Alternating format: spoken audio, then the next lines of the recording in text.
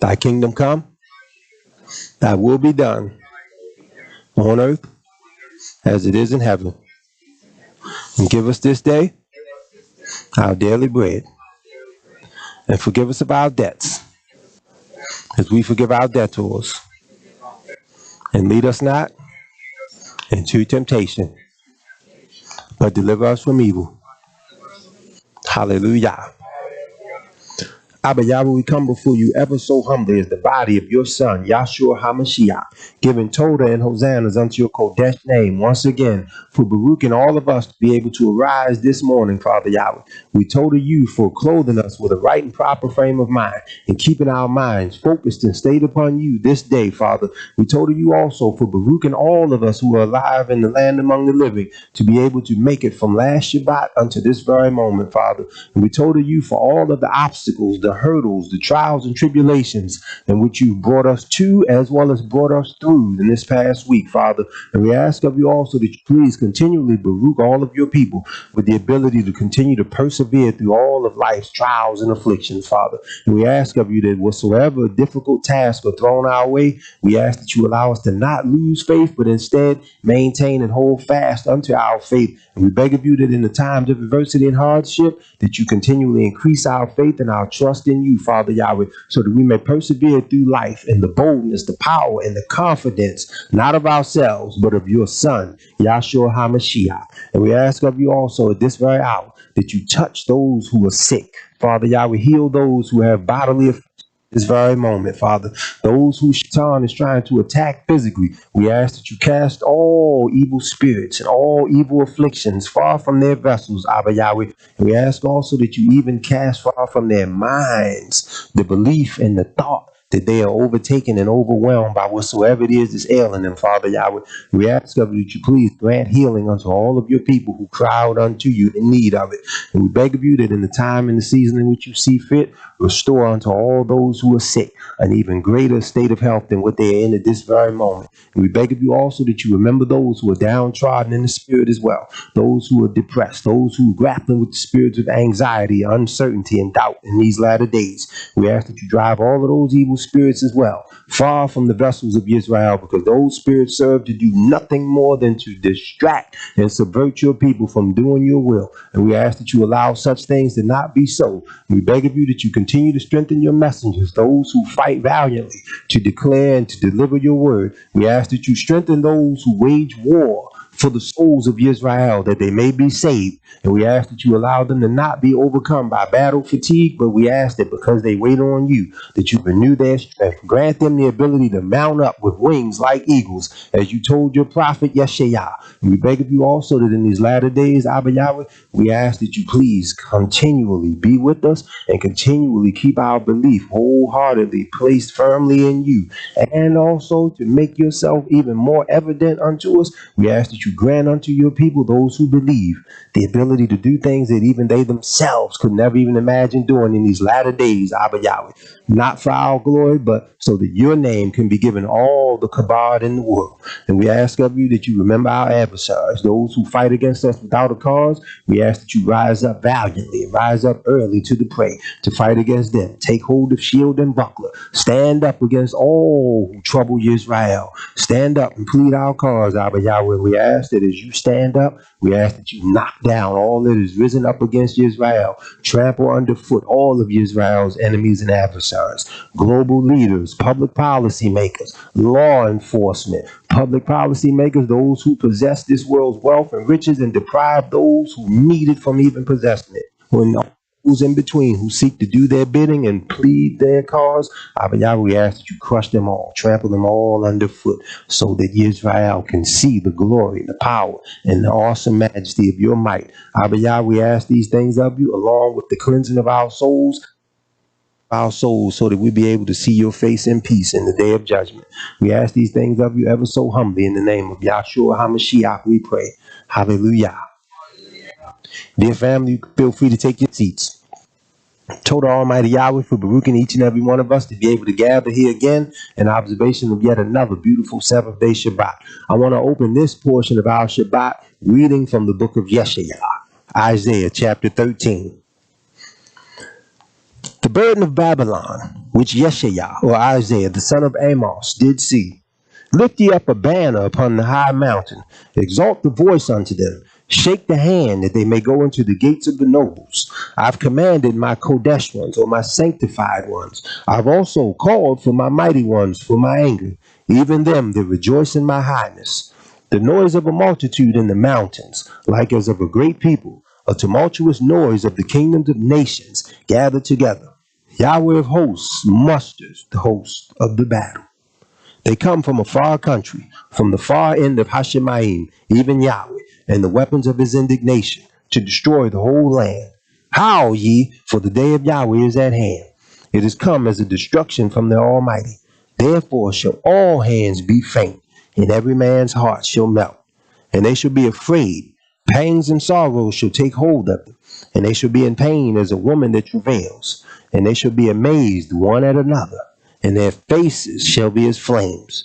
For behold, the day of Yahweh comes, cruel, both with wrath and fierce anger, to lay the land desolate, and he shall destroy the sinners thereof out of it. For the stars of the Hashemayim and the constellations thereof shall not give their light. The sun shall be darkened in his going forth, and the moon shall not cause her light to shine. And I will punish the world for their evil, and the wicked for their iniquity. And I will cause the arrogancy of the proud to cease, and I will lay low the haughtiness of the terrible. I will make a man more precious than fine gold, even a man more than the golden wedge of Ophir. Therefore I will shake the heavens, and the earth shall remove out of her place in the wrath of Yahweh of Sabaoth, or Yahweh of hosts, and in the day of his fierce anger. And it shall be as the chased roe, and as the sheep that no man takes up. They shall every man turn to his own people, and flee every one into his own land. Every one that is found there shall be thrust through, and every one that is joined unto them shall fall by the sword. Their children also shall be dashed to pieces before their eyes. Their houses shall be spoiled, and their wives ravished. Behold, I will stir up the Medes against them, which shall not regard silver. And as for gold, they shall not delight in it. Their bows also shall dash the young men to pieces, and they all shall have no pity on the fruit of the womb. Their eyes shall spare not their children. In Babylon, the kabod, or the glory of kingdoms, the beauty of the Chaldees' excellency, shall be as when Yahweh overthrew Sodom and Gomorrah. And it shall never be inhabited, neither shall it be dwelt in from generation to generation. Neither shall the Arabian pitch a tent there, neither shall the shepherds make their fold there. But wild beasts of the desert shall be there, and their houses shall be full of doleful creatures, and owls shall dwell there, and satyrs shall dance there. And the wild beasts of the islands shall cry in their desolate houses, and dragons in their palaces. And her time is near to come, and her days shall not be prolonged. Israel, as the nations fight, rage, and make war one against another, and the kingdoms do likewise, and as you hear of all these rumors of war, may Almighty Yahweh compel you to not be troubled or shaken, but may he also convict you in such a way that you do everything in which you have in your power to ready your souls, so as to be able to stand before Almighty Yahweh's throne, so that you in the day of judgment will be able to see his face in peace and hear him say unto you for striving, well done, my tub and faithful servants, enter thou into my rest. At this time, dear family, I present to you Zakane Daiweed Ben Yakinhanan Sr. Let us receive him by rendering unto Almighty Yahweh the highest form of praise, which is Hallelujah.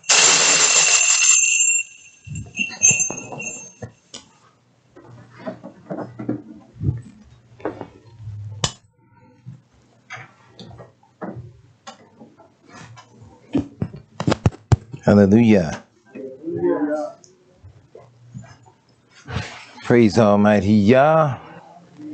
He told Yah, try to be ready every Shabbat to not delay. I've been out here 15 times and still couldn't be, told Yah, precise and ready. But nevertheless, we told Yah for the incoming of Shabbat on last Eve. We told Yah for the precious gift of life, our health and strength.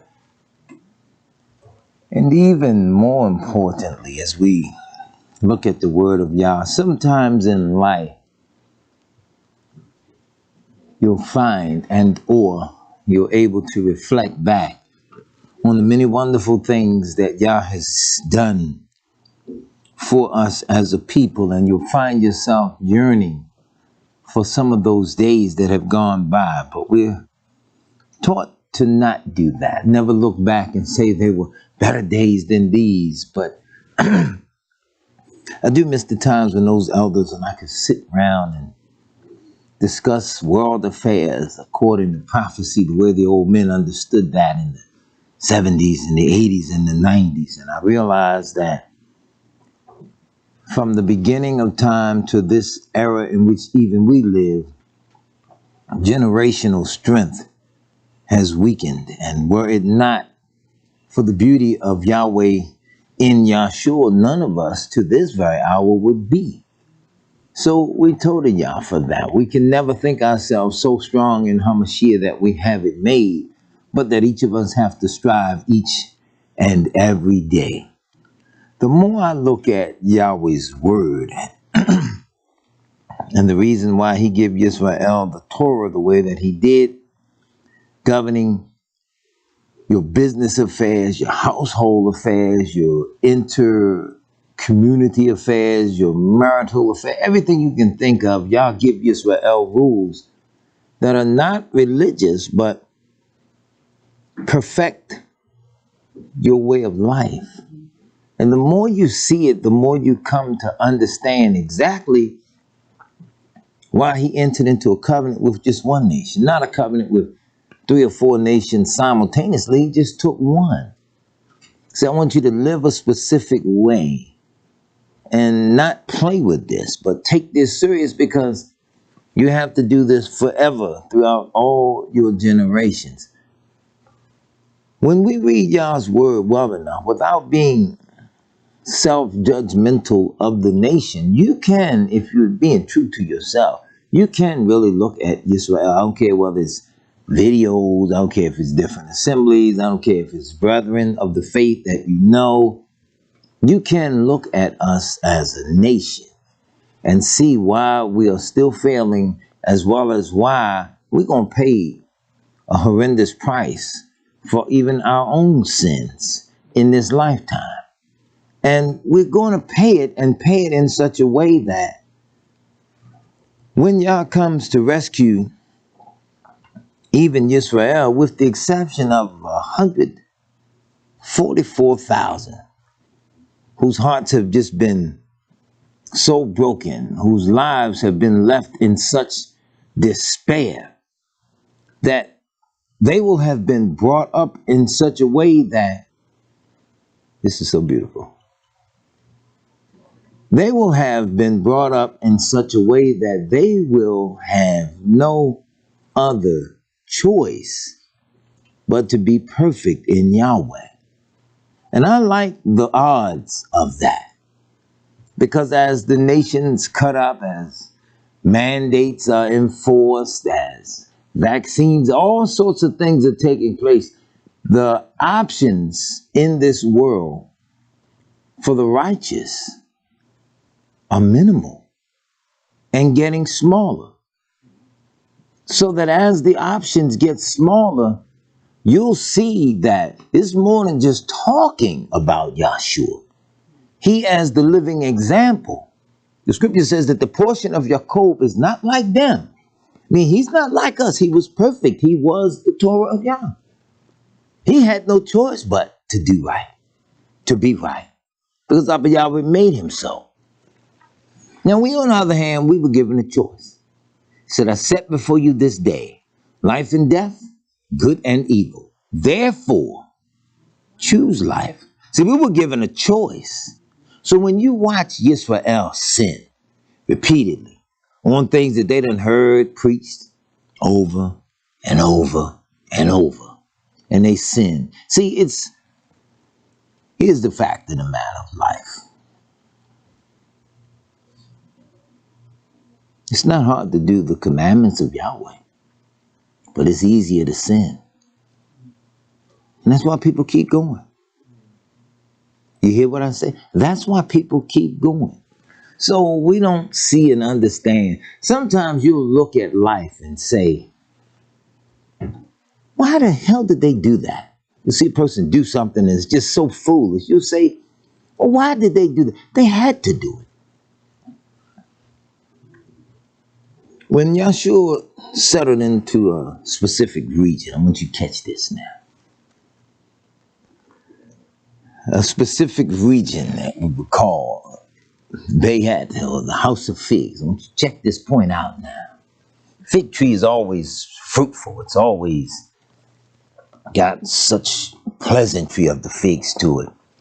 But by the time he got to a specific region, and you look to this particular house in which he had even went to abide, when we get into the translation of it from the Hebrew, we realize, wait a minute, this little house of sweetness was even affectionately termed house of figs because of the sweetness of the figs. And people often stop and wonder, well, how is it then when he got to the fig tree, he cursed the fig tree? Wasn't nothing there for him, so he cursed the fig tree.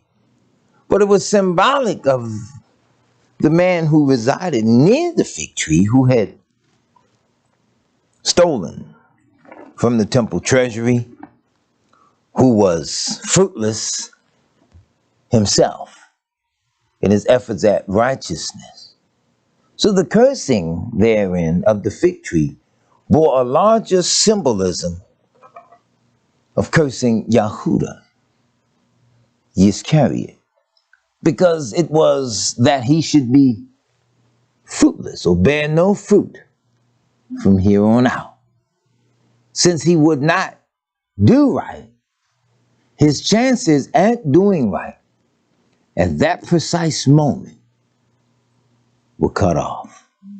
You understand? See, we only can pick these things up when we pray for understanding in Yahweh's word, and we read it carefully and wait on Yahweh. Everybody teaching. I get so many texts a lot of times. People, they texting, sending me 1,000 scriptures. They send me all these scriptures. And I'm thinking, why are you sending this to me? If I'm preaching, you think that page is missing in my book? No disrespect. I'm just being honest with the people. Well, why are you sending this to me? Okay, I realize the people, y'all, they seek to strengthen and encourage the elders. You pray for your leadership. Pray for them wherever they are.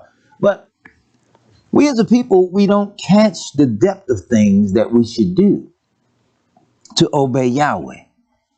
When we study Yah's word and pray for understanding, I ain't talking about now the study. I shot a picture in social media. I put it up. I just happened to see something, and the way the picture was structured, it was abstract. You had to look at the picture really good to get the imagery that I was trying to convey, just testing people's analytical abilities. So there was a question, how many particular objects, how many do you see? Because there were 8 of them in the picture. But when you look, you would only see 7 of this specific object. So people looking, they were counting, they were dead wrong, they were guessing, they didn't know. But the beauty of it, I was trying to conduct a test for myself. And what I realized in the scripture was that everything is not always as it appears. So we have to have an understanding of Yahweh's word. The translation of our book, it is singular. And now someone seeks to hear me on this point. Retranslate it. It is singular in the sense that it was translated and carried over. Can you imagine hiring a cleaning team to come to your house? You got enough money that you will hire some maids. They're going to clean the house. But they come in the evening, just after sunset. You're not there. They got the keys. They can come in and they can clean. But they never turn on a single light. They just go in and say they're cleaning, swinging the mop and the broom and everything else, making a complete mess. But they're saying they're cleaning. But then when you get there, they're gone. And you turn on the light and you see what a mess that they've done in the dark. That's what you and I see when we read the King James Version of Yahweh's word. Because their ability to translate this and carry this over to us is the equivalent of having done all their work in the dark. And they've made a mess. And yet in the midst of their mess, Abba Yah allowed enough here for you to still see it. Because if Yah's word is true, and I'm going with the fact that it is true, he said in Isaiah 59:21 that my words should not depart out of your mouth, nor out of the mouth of your seed, nor out of the mouth of your seed forever. Stop. Then it must be within us. And if the light is turned on, then we can see it and live it. Am I making sense? Now you understand why somebody want to change the whole world's DNA? I just want you to get what I'm saying. You want to change it now. You want to make everybody do anything that's in you, and you can wake up and start striving to live it. Somebody say, nah, we're going to rewire this. Now take that down, Google. But I want y'all to understand now what you're up against. Because see, we be playing too much as a people. We play too much.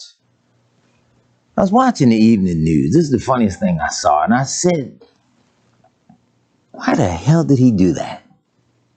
I was watching Baltimore's mayor just come out, do a press conference. This is the funniest thing. I tried to give him the benefit of the doubt, but all the benefits done run out. It's like unemployment. You can't draw it for 20 years. Eventually the benefits run out. Isn't that how it works? Well, all the benefits of the doubt have run out for him. So on the evening news, he stands and does press conference. We stand with our sister city, Odessa. I've been in communication with Odessa. Now you're a world leader all of a sudden. You ain't even running Baltimore. But you're a world leader all the way over in Ukraine. Now most of our people don't even know where Ukraine is. Most of our people, if you like me, you not only don't know where Ukraine is, you probably don't care. And hopefully you ain't insane. But I said to myself, why the hell did he do that? Why did he say that? I'm nosy. I'm a student of international affairs and politics. I'm a student of Yahweh's word of prophecy. So get a map. I start looking at where the hell is Odessa? Odessa ain't even nowhere near where Putin is fighting over. Now check this out now. No, that's the other one. The other little city where they want the president to go. 6-hour drive. But Odessa ain't even got nothing to do with it. It's there. But see, Crispus Attucks got shot. And they teach us this in history. This is the funniest thing in history. You know, I always thought something was wrong with this story when I was in 3rd and 4th grade, and they kept talking to me about Crispus Attucks was the first African-American to be killed in the American Revolution. I always thought as a child, I said, well, what the hell was he doing there? Because, see, our people were enslaved. They were in captivity. So what does a black man have to do with it anyway, that he was out there, white men fighting and look up, stop fighting long enough? What? Ah! Put him in the history books. Right, he was on the run. Stop and interfered in white folks' affairs. So he caught a hot one. And that's in street terms. Okay, he caught a hot one. They bust the cap in. Here we are now. A man of a city a little less than 500,000 people, a little more than 500,000. Steadily losing residents, steadily tearing down properties, fulfilling Yahweh's word that the city shall be laid waste without an inhabitant and the houses without a man. But you worrying about white folks' affairs way around the world. Tell me how you stand with them. You can't even stand with the city employees in their struggles. You can't even stand with the single parent households in their struggles. You can't even stand with young men, many of whom are being mysteriously shot down in the streets, who can't have a shootout at 12 noon, standing 10 feet apart and hit each other. But after dark, headshots, send a mass. And we don't see genocide taking place. I forget exactly who it was, but somebody from the channel, brother or sister in Yah, I forget exactly who, forgive me for not remembering, but I will acknowledge you, sent me a small video clip of a Russian choir. You know, the Russian choir. The niggas are sleeping. They slipped this in. Let us burn America. All the they singing it. But they say we sleep. Call us niggas. Gotta catch this now. But a black man He's speaking up all in their business, defending them while they're cheering the downfall of America. Yeah, we sleep because it is falling. I'm on the record for having preached, and I quoted the book America and the New World Order by Robert Kaplan, where he did acknowledge, as one of the powers that be, how they really shaped the world. They did say they used America as a 200-some-odd-year experiment to build democracy, to bring them to the threshold of the New World Order. This was obviously Yahweh's will. This was obviously Satan's plan. This is obviously what we have to go through. They said she can build the New World Order, shape all aspects of it, but she can't cross the threshold and go into the New World Order. I'm on record for having told Israel, whatever goes down, the 10 toes have to... You don't hear nobody preach about 10 toes no more. They don't even bring it up because they're so confused. Don't nobody know what it is. It's like your toes in your shoes right now. If everybody look around, unless you got open-toe shoes, but if everybody look around, they can't see your toes, right? So right now, ain't nobody seeing the 10 toes because they quiet. They ain't saying nothing. They know what the global plan is, but they ain't saying it. Today's topic, in fact, international affairs in the last days, according to the word of Yahweh. And I'm bringing this up because if I ask you, hypothetically, if you know, you know, if you don't, you don't. But right now, hypothetically to the house of Israel, as well as to those of you on the channel, real quick question. What is Putin mad about? Want the land? All right, cool, want the land. But precisely, what exactly is he mad about? Now, everybody watched the news, or at least heard about the news, or heard of the news, or at least know that they do run news on TV sometime, right? So we're all familiar with that. But if you notice, the news ain't told you nothing. So whatever they telling you, they want you on the side as they project it so that you just, oh, there's a war.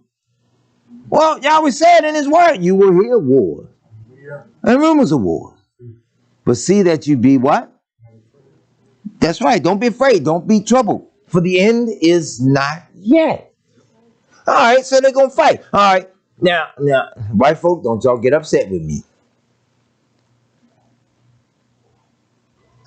Give them a minute to get themselves together because you know it's coming.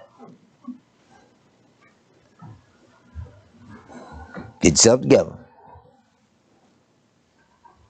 White folk that serve Yahweh, you're doing a good thing. Praise Yahweh. But let's be real now.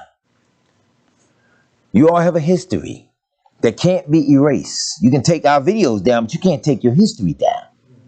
And you have a history of being the most violent, the most bloody, the most deceptive of all people on the planet.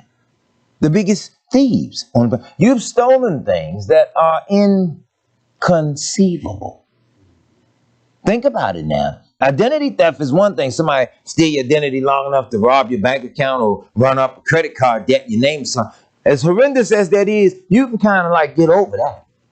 You call fraud department, work it out with them, argue a little bit, cry, get you some Kleenex, whatever, write a letter, get an attorney, whatever. You can get over that. But the historical identity theft of a people, where you play these people for several thousand years, pretending to be these people, having studied Yahweh's word of prophecy so intently that you set yourselves up. This ain't no one person guiding this. This is complicity, nationally and internationally. This is a confederacy, like Psalms 83 says. So you set yourselves to appear to be fulfilling prophecy that concerns another nation of people whose identity you have squashed. So that those of you that ain't even pretending to be them can come up and sing, oh, the niggas are sleeping, oh, the niggas are sleeping, and rejoice that they're asleep. But y'all stay with me on this, because in this today, I got to tie the feast days in. I got to tie in a whole lot of stuff just to show you, even as the world starts to crumble, you better fight and strive to make certain you live the way Yahweh said you should live. Because that's the defining moment. That's the criteria. I ain't interested in arguing with the Jewish community. You ever notice I don't get no arguments with them? I don't get no arguments with them because I don't pay them no mind. I don't care if you run around with a beanie or a teacup saucer on your head or whatever it is, saying you chose. I don't care how long your side. You can wear your sideburns long enough so that when you walk, you step on them. Don't make no difference to me. It ain't my temples. It ain't my earlobes. I don't give a damn. You hear what I'm saying? I don't stand around arguing with the Muslim community. Now they want to take command and they want to be this big. I don't argue with people now. I'm at the point where even a lot of Hebrews, once I pick up on and detect that smart-ass attitude or that I need to argue and debate, Scripture teaches us how to deal with people. He says, foolish questions and genealogies, he said, avoid, knowing that they do breed strife. A lot of people like to argue. They want to ask questions just to see what your answer is going to be. And ironically, let me show you how crazy some of us are. In the event your answer is exactly what they wanted to hear, now they mad at you because you said it. So they need to argue. Now, how much sense that make?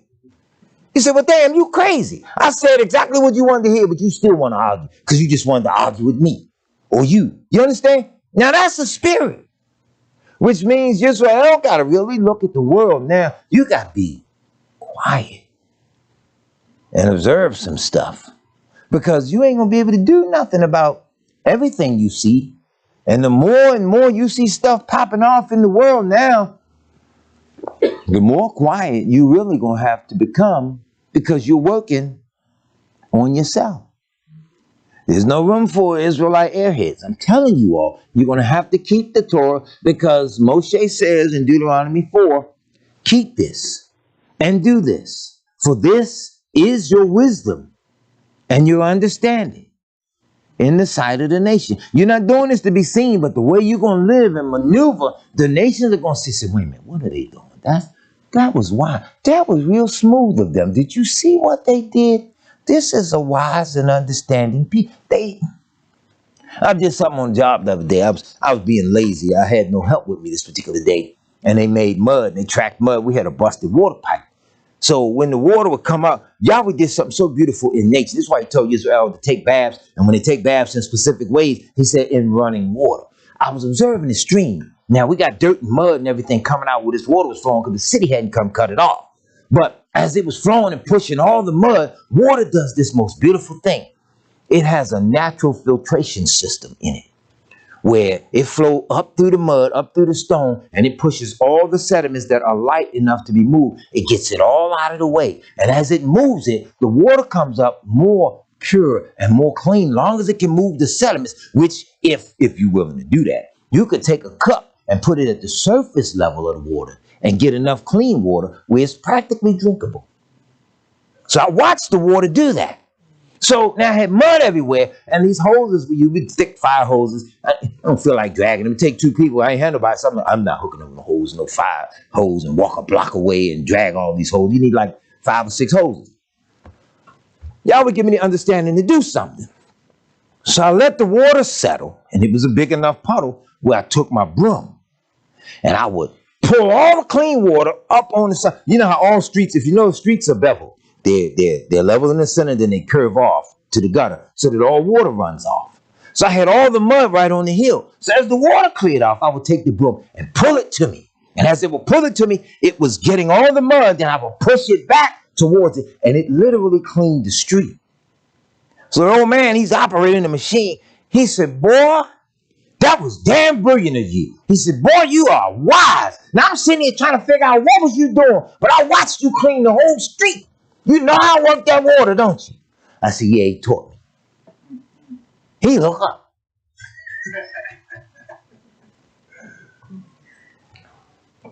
Just a point. Y'all would give you wisdom in some of the smallest things that amazes the world. Our wisdom right now, as you see all the world going to war, battle. I saw this little social media meme with this little child, little white girl. Looked like she's in like maybe 1st or 2nd grade. And she had this look on her face. She was frustrated. Malachi, wake up. You don't want to miss this. She was frustrated. She had this look on her face that said, I'm tired of being a part of global historical events. I don't want to see no more historical events. I can't take no more. That's what the little child's, the meme above her head said. Like she was just so frustrated with so many historical events taking place that it even stresses out the children. But if you talk to your children and teach them properly, they won't be stressed. You got to teach them how to pray. My father taught us how to pray when we were children. But I admit it now, my father also taught me how to throw some hooks and jabs, because sometimes you got to defend yourself physically. You can pray, but sometimes the devil just come and Yahweh give you hands. And as King David did say, blessed art thou, Yahweh, which teach my hands to war, my fingers to fight. Sometimes you got to poke somebody in the eye to get them up off of you. As children, we were taught to pray.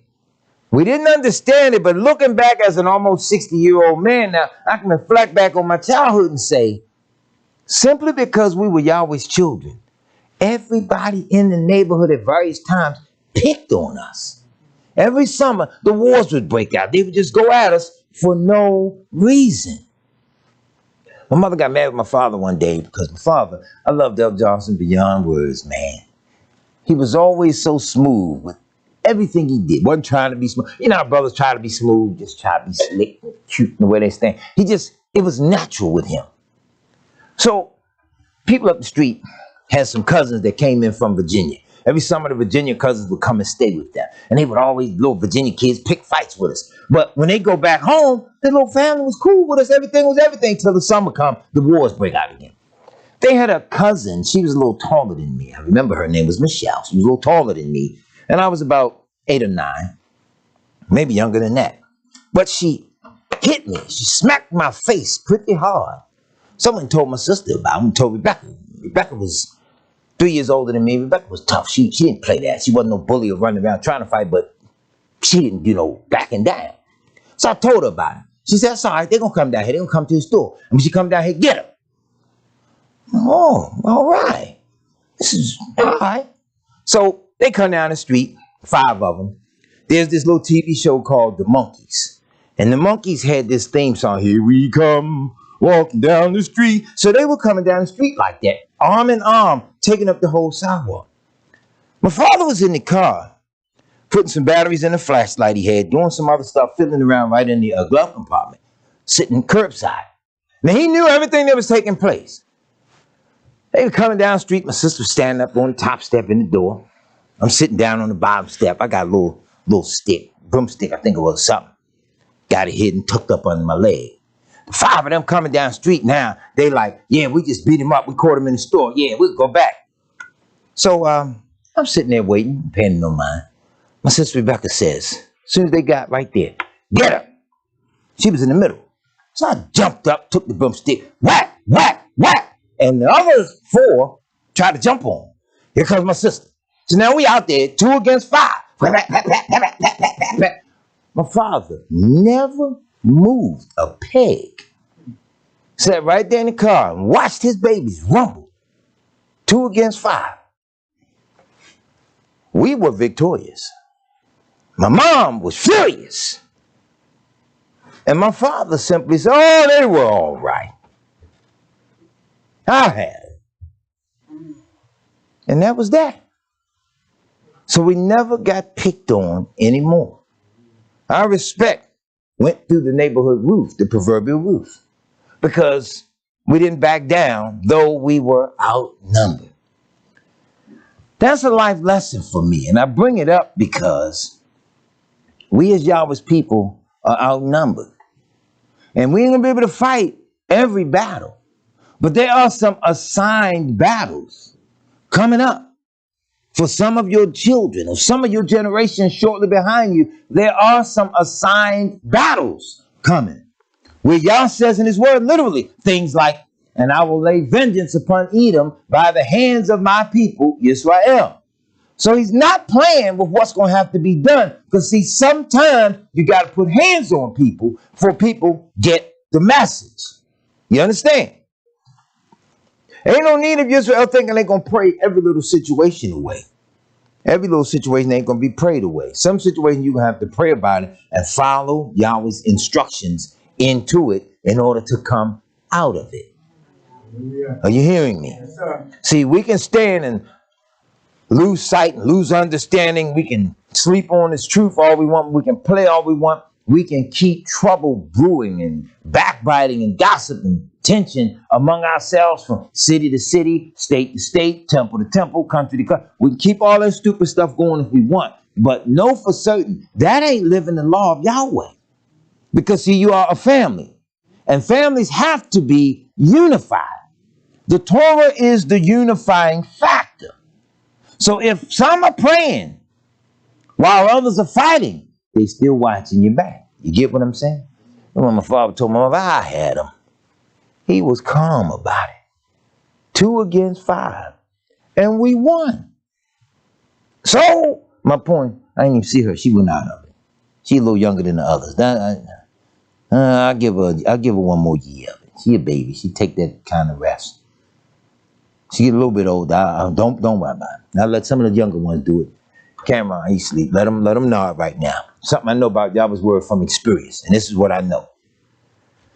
As a child, you can sit in the sanctuary and sleep all you want to, but I'm tell you right now, you're hearing it. You're hearing it. I'm talking from what I know, okay? And you ain't sleeping all that comfortable that you can't hear it. You sleeping and it's moving you. You're hearing. So I'm just telling you what I know. My father would yell from the pulpit just like with me. I do with y'all. Wake up. Yeah, you get me. But you heard everything he was saying. I wake up so embarrassed sometimes. When we used to read, I wake up, stop reading. They done went 3-4 scriptures ahead. I'm reading for me. Oh, we already read that. I'll stay woke next time. But you learn. Babies, I understand. Now, I'm bringing all this up because Israel is like in a panic mode. And I talk to a lot of us. I've said before, I'm on record, and I'm going to stand with this. This don't mean I don't teach them. This don't mean I don't talk with them. When I say I don't talk with them, I mean I don't waste a lot of time on men younger than myself. Because I'm dealing with a generation that's got a lot of mouth. But when you look for action, it's always missing. See, if we were real men of Yahweh, we would not have so many single-parent homes. Because we would stand as men. And we would take the responsibility for the demise of ourselves as a nation. Do you hear me? That's on us as the men. If you know, the men don't, look, this been going on for years. Why do you think all the women go to church and the men be out in the street or whatever it is? The men don't go nowhere. And yet they say they self-sufficient. And a lot of times the men die off early. They think because they just, work hard. No, it's a little more to it than that. If they believe in doctors, they do. They don't, they don't. But they don't take care of themselves. They don't do that. They think they're just men and think that they're self-sufficient. The first step to our medical health is the keeping of Yahweh's commandment. That's the first step. Does it not teach us that the commandment shall be held unto thy neighbor? So you see the women, even if the church ain't got truth, it's more women in the churches than there are men. They're trying to figure the thing out because they have a unique gift. All life passes through the womb of a woman. Now, the man, he's like carrying a bag of seeds home from work. He just stopped at the mall. He got some seed he gonna plant. But this bag got a hole in it. Then he threw the bag over his shoulder. He walking. But now he don't feel the front of the bag getting heavier as the back keeps getting lighter. And as it does get heavier, he keeps shifting the weight of the bag more and more, steady dropping more and more seed. So that he loses it by the time he gets settled at home. He's going to spill the seed. Now that's twofold. If you catch what I'm saying. You see how irresponsible we are as men? We have a responsibility to Yahweh. We have a responsibility to ourselves. We have a responsibility to a wife. And we most certainly have a responsibility to our children, which all makes up the nation. This young generation, their mouth always going a mile a minute. I'll tell you right now, younger generation, these young men 40 and under me, a lot of times I won't talk about it. I won't open my mouth. Because sometimes you get some of the most vulgar conversation. And even when you got to break down vulgarity to them to get the point across, they take it and go 10 times worse with it because they cannot perceive. So we're struggling. We don't understand the value of land. We don't understand families and nations. I'm going to pull some of the texts from Vladimir Putin's speech that you don't hear on the news and tell you what the man fighting about or what he mad about, and then go back and show you. Here's the irony now. We done preached this stuff with over 700 messages on here. I pulled the book from one of their own prophets, Samuel Huntington. He died December 24, 2009. Somebody look him up. I think it was 09. And the reason I know it was 09 because we had just started our public radio broadcast here in Baltimore. And we reviewed his book. And we were breaking down some of the things that was taking place. See, this is what white folk do that we don't do. When they have people that are specialists in specific areas, they don't go bothering their specialists. If Lynn the plumber is the #1 plumbing company, then they don't go fumbling around with Lynn the plumber by having a mailman come up now and try to do the plumber's job. The mailman knows I'm going to stay in my lane because I'm so busy delivering the mail over here. He don't even realize he got the biggest mail route. So he the #1 mailman, but he stay in his lane. Make sense? So the leading college professor stay in his lane. He didn't fight to be #1. He just worked so hard and got good at whatever it was he does. Everybody establishes the fact that he's the #1 professor in that particular area of expertise. So then you don't see the janitor jump up there and try to teach the class as he going down the hall with a mop and the broom because he realized he don't like the professor. But we as Israel, we do all of that. A lot of times don't know a blessed thing because we've never understood the damn things that we have done. And next thing you know, we out front, misleading those who are dumb enough to follow us as we have been born misled. That's the problem with Israel. So when world affairs start happening, you look up and see everybody commenting. Dear sister Cece Harry, I forget her marriage name now. She's married. Text me on social media and they got a radio broadcast, some other things going. She want me to come on the broadcast this weekend and discuss the failure of the black family. Yeah, she put it that way, but she really meant let's discuss some of the Hebrew. If she knows I'm a minister, all those things. Hebrew husband, they got married. We're very close. Never met face to face, but we're very close. Here goes a brother, don't believe in Yahshua, don't keep a single commandment. He saw the invite. He gonna jump on the post. Dave Johnson, no. Telling me no and over, don't get on there and talk. Now, I'm supposed to stop and take spiritual advice from you while disrespecting my sister who, with her own broadcast, trying to present truth to Yahweh's people. But I'm going to listen to a man that don't know. See what I mean? That's Yisrael.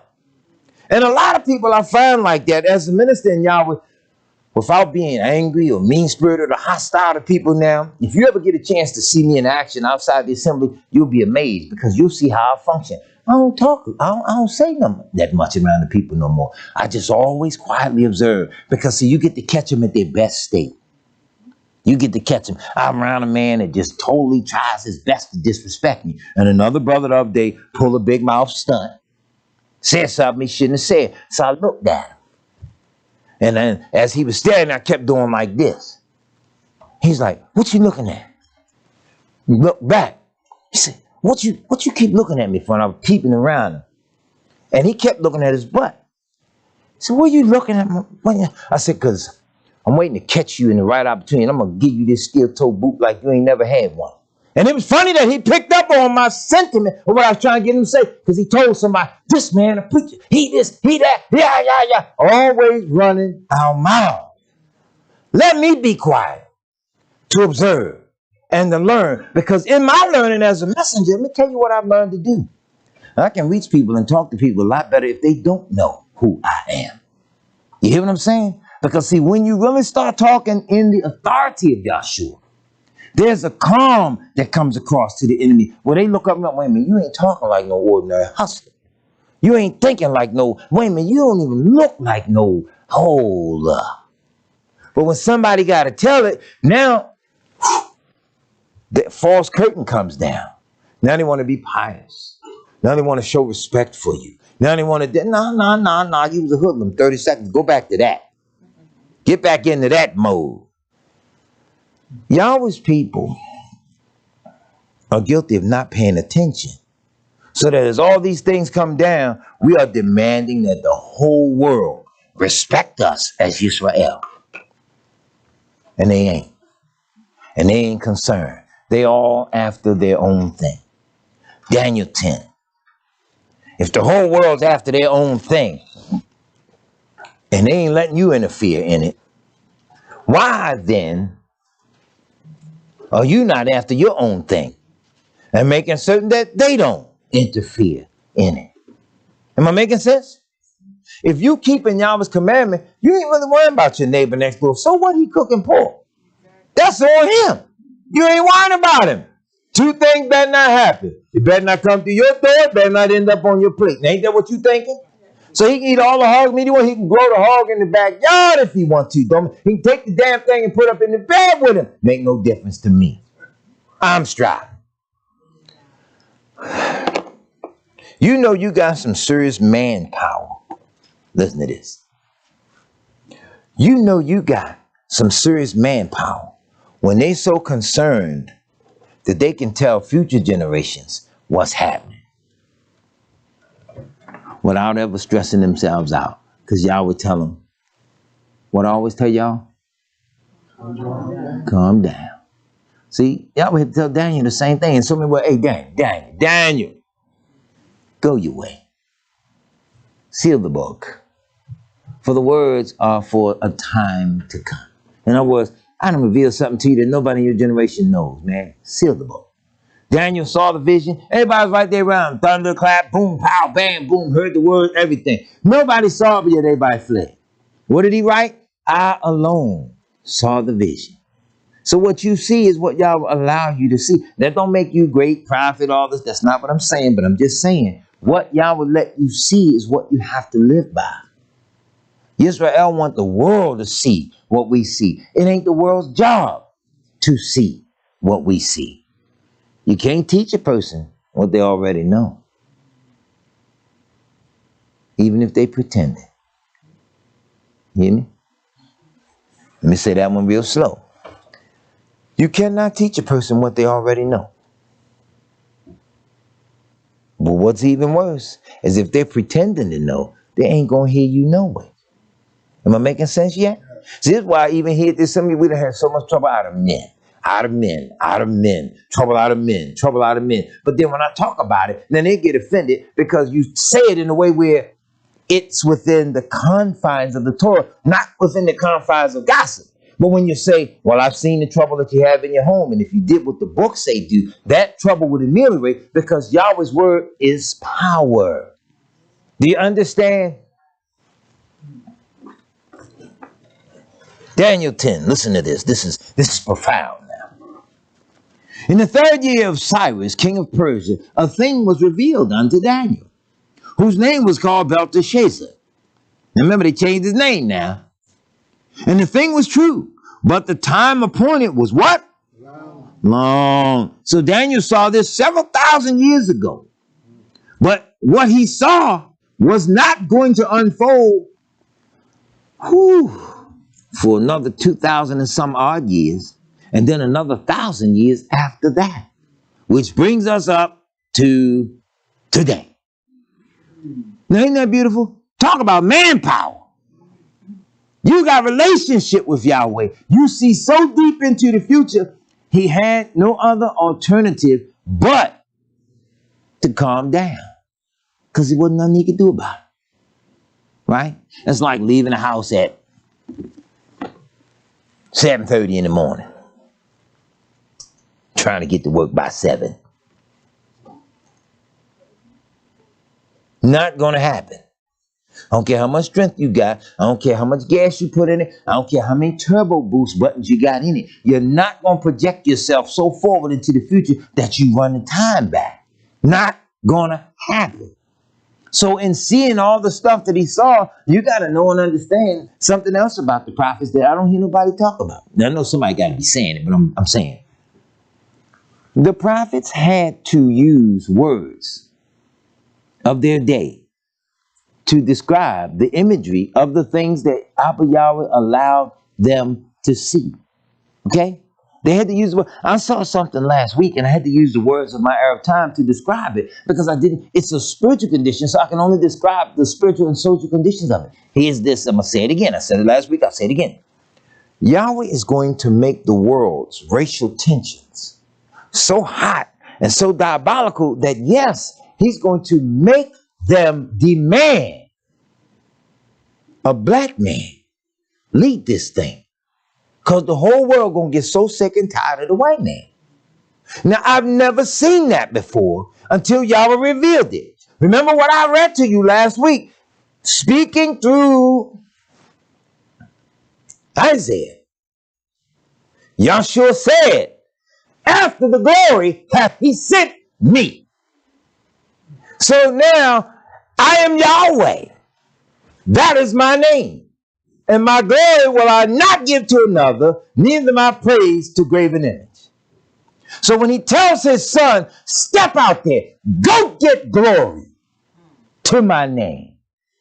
It's not a coincidence that Abba Yahweh answered the prayers of King Dawid over and over and over. But one of the last prayers of King Dawid was that Yahweh give his judgments unto the king. You think he ain't going to answer that prayer? He is a king.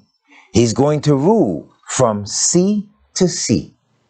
See, after a while, when everybody get tired of your foolishness, you ain't nothing new you can do. It's like a husband cheat on the wife, but he got a different excuse every time he cheat. Well, I was out with the boys and they was playing. He put that lipstick on my shirt just because he knew you was gonna go off, and here you are falling for it. She like, well, yeah, give me a name, Lamont. Yeah, well, Lamont is an old jokester. He do play like that. Yeah, you right. I'm sorry. He step away and go. He go. She done. Either way. But next week, he got another excuse. And got another one. And got another one. Well, that's really how the white man has run the world. And when y'all revealed it, and I see it a little better now, and I see it a little clearer, can't nobody jump on me and say, well, you always make it racial. You always, Go back and look at your daddies. Your daddies made it racial.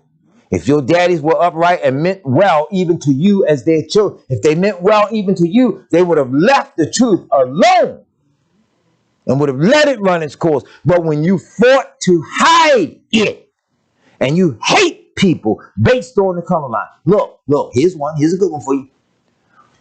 We did a broadcast. I think it was 2 parts, if memory serves me correct. Mr. Dawid, he got this brilliant mind. He can tell y'all this stuff better than I can. But we did a 2-part broadcast on WOLB entitled, was it 1 or 2? Entitled, The Heavenly, look, he already knew where I'm going. The Heavenly Origin of Racism. And he yelled out 2 parts.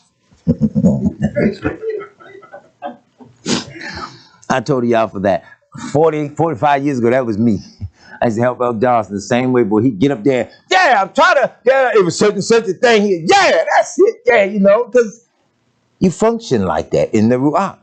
But we talked about the heavenly origin of racism. Now, let's throw a point out, I'm going to keep moving. The one thing that Shaitan did or did not like was the fact that what he was made from versus what Adam was made from. And when Abba Yah commanded that all of the heavens, look at this, look at what I made, look at this, man, look what I made. Reverence him, y'all, respect him, bow before him, because I made him in my image. Shaitan, he wasn't going for that. Look at what you made me from. You see how I'm made from the beauty of power and eternal flame? I'm not going to bow before that black, sticky mud. Bing, bing, bing. The heavenly origin of racism is in him, and as their father, it's in them. You got that? Yes, now, if we got to run off the CDs and put that out again, I really don't have a problem with it. CD burner still work. But people need to hear that, especially the source material Where we got it from, because we pulled it from the lost book. And for our little Muslim brothers that like to think their little Quran is so accurate and all this, that, and other, and a lot of what the Quran had was plagiarized and pulled from some of the suppressed book. When you get into it as good a story, and you find that, you say, all right, let me quote y'all, because your fathers stole this from our father. But anyway, my point being, unless you understand the historical perception of racism, you won't understand how to obtain salvation by just simply laying back and being cool. My sister Rebecca laid back. She was real cool. She didn't like the fact that Michelle was in her age group and taller than me and hit me. But because it started with me, it had to end with me. And my sister simply stood in that door and said, get her. And like a military general, when she gave the command, you know how little brothers are, little sisters are with their big brother, big sister. You look up to them. When they say something, then you know it's certain for whatever reason. And I win. 2 against 5 won.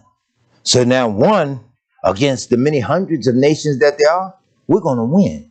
Because Yahshua is the chief battle axe. Hallelujah. And that's why y'all were going to make the world get so fed up with these people. So mean-spirited, look, I wonder what all these black Democrats are saying now. They done voted for Biden, thought he was so smooth, he was so nice and all that. Now the devil coming out. You don't hear him saying nothing now. You notice? We ain't trying vote for Biden, Biden. Yeah. There's this phrase the world uses, or Americans use, called, let's go, Brandon. You ever heard them say that? Well, somebody said something about Joe Biden, but it got misinterpreted. And they thought they said, let's go, Brandon. That's not what they said. They said something else. Vulgar. You get it? Yeah, figure it out among yourselves. Anyway, so they all ran out and voted for Brandon.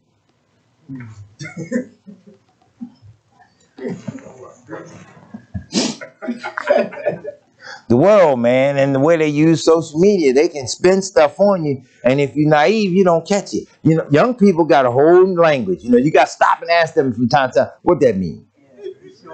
You got to ask them sometimes, because they know stuff you don't know, right? Company gave me a tablet. I had to get some stuff on, and the lady in the office, I was talking to her. She's helping me get some stuff. She didn't have time. She had to leave for the day. So I tell you what you do, though. You got any children or grandchildren at the house? I said, yeah, I got. I said, good. Ask them. They show you how to work it. She was right. She was right. My grandbaby said, no, Papa, you got to do such thing. You got to do this, that, and you got to do blah, blah, blah, blah. And I'm like, I remember you was born. How you know this? But anyway, so Daniel saw something. And he was told that this thing is true, but the time appointed was long. And he understood the thing, and he had understanding of the vision. In those days, I, Daniel, was mourning 3-4 weeks. Okay, Daniel was down. He was sick. We were down about 3-4 weeks. Now, I ain't gonna lie and try to take no credit like Daniel. I didn't eat 3-4 weeks, but I was around that house quite a few days fasting. We did not eat. We had no appetite. But at any rate, now, Daniel's thing is a lot deeper than what people give him credit for. 3-4 weeks mourning. You'll see why he was mourning 3-4 weeks and why he could not eat, because he had to pray hard about something and his prayer was being blocked. The very vibration of the prayer, the energy level of the prayer. This is why scripture says men are to always pray and not to faint. Most men today faint at the least little thing. They go and ask for a job. You have any job for me? Nah, you got no job. I can't get no job. Hold up, brother. That's one job. You didn't get that one. Stop acting like that was the whole world. You'd have been all around the planet and nobody's hiring you. Try somewhere else. And in the process of failing there, between point A and point B, say a prayer or two. And if you get denied at B, cry. You cry when you go home to your wife. She won't do stuff right. Your girlfriend be crying. And that's what it is. I ain't gonna act like they tough. Hey, brothers, look. When them brothers get mad and be beating on the women and all that, let's be real, daughters of Yah. Let's be real, sisters. Let's be real. They crying out, okay? They crying out. Because if they really understood the problem, they wouldn't take it out on you. They look up and realize you their best friend in this earth. so they wouldn't beat you. But they're crying out, yet they don't know how to cry out to Yahweh. So then the violence starts, or the fussing starts. Oh, you hear me? So then he go cry with his buddies by hanging out in the club or out in the street. We don't know how to pray. So if you fail at point B, go between B and C, say another prayer or two. We have to always pray. Prayer is energy. That's why it's within. That's why they say energy. Like a G-force. It has some gravity. It has some weight to it. It has an effect behind it. But no. I'm going out here with homeboy and them. I'll figure it out. They went through the same thing you went through. He hit the corner. See, real quick, corner analysis. You come back, you see 7 brothers standing on the corner. Anybody ever wonder what went through the mind of the first man that was on the corner? See, he had a fight with his woman. The other 6 was home. They had to fight too with their moms or whatever. They all was in the house at the same time. They had fights. Okay, his fight started 5 minutes before that. So now he mad. So he come out the house. He get up to the corner and he just leaning on the wall. He mad. He out there all by himself trying to think. So he the first one there. This is how it start. So then second one walk up, start howling at him, rapping to him. He mad. Yeah, what's up, what it is? Yeah, what's up with you? Oh, nothing, man. I'm just chilling. I had to get out of the house, man. My mother ran there getting on me about the job. He said, man, I just come down there. Kathleen saying the same thing about the job. This, that, and that, man. I ain't trying to hear, man. I got to get my head right. Next thing you know, he got $4. How much you got? Well, I got 6. Well, let's go get a pint. Now, both are mad. Trying to escape.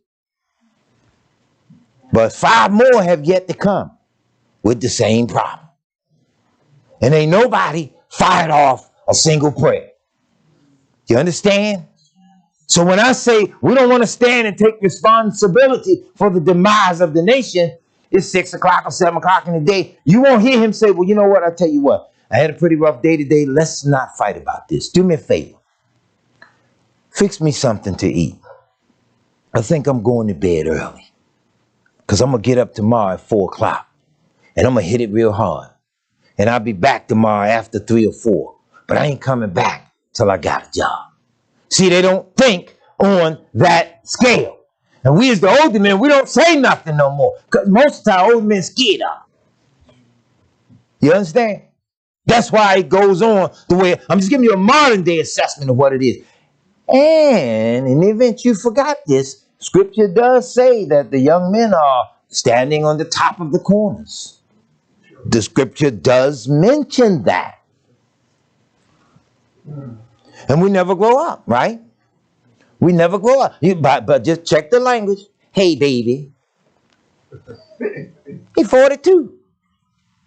He ain't been a baby in 40 years. Hey, baby. And he holler right back. What's up, mama? He don't grow up. What you doing? Nothing. Where your girl? She at work. Why? You gonna go to my crib? You understand? When she get tired of him, she call him, he's a sucker. All things associated with childhood. Am I making sense? He'll never put on a decent pair of shoes, never put on a decent pair of boots. What's on his feet? Bingo. It's the exact word I'm looking for. Sneakers. Don't make no noise. Right? Never grow up. But we are to always pray and not defame. Where are the Daniels of this era? Where are the Abrahams of this era?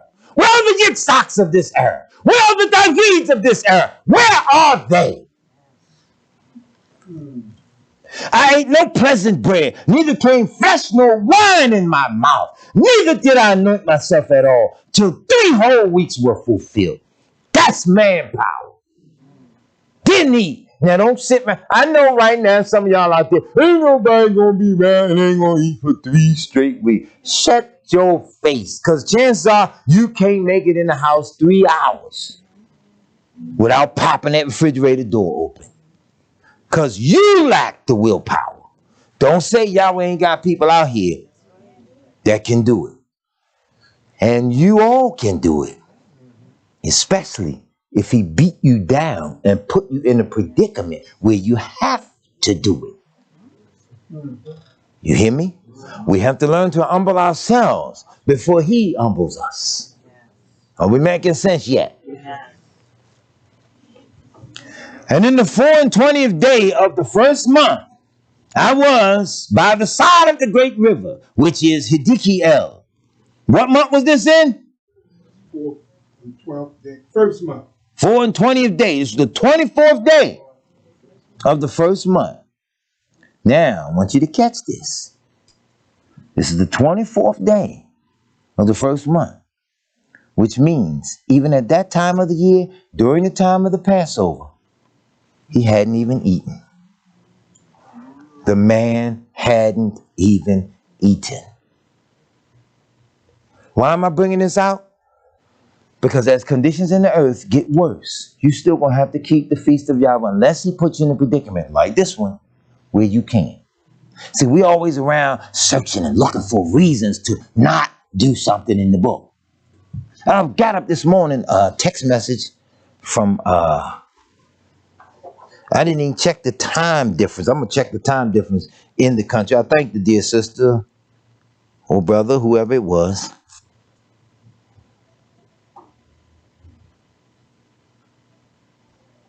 Amen. Give me a minute. This is not to put anybody on the spot, but okay, yeah, I won't give the name. I am from Guyana, South Africa. I follow you on YouTube. Kindly seeking information for 2022 feast days. May Yah Baruch you and the congregation. 6:53 a.m. was when I got it. Pardon me. 7:57 a.m. was when I responded. Just sent the calendar, sent the feast days, dates.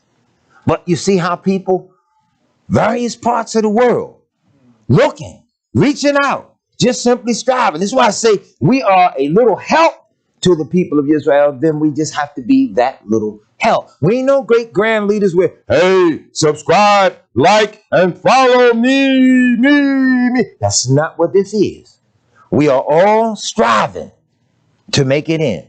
And sometimes you got to be so dead serious about it. You got to put, I know sometimes I just have that face. I don't know what it is. Sometimes I just have that voice where certain things transfer and it comes across and kind of funny.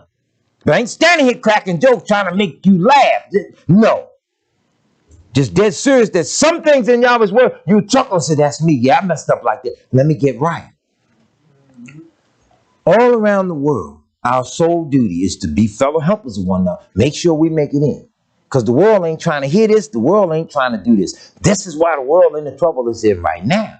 And the worst is yet to come. Are you hearing me? Let's go on. Then I lifted up mine eyes and looked, and behold, a certain man clothed in linen, whose loins were girded with fine gold of Euphaz. Now that's a serious garment. That garment just hooked up, and the way it seams and different things ran through it, and the way it textured, that gold layer coming around. That's a serious garment.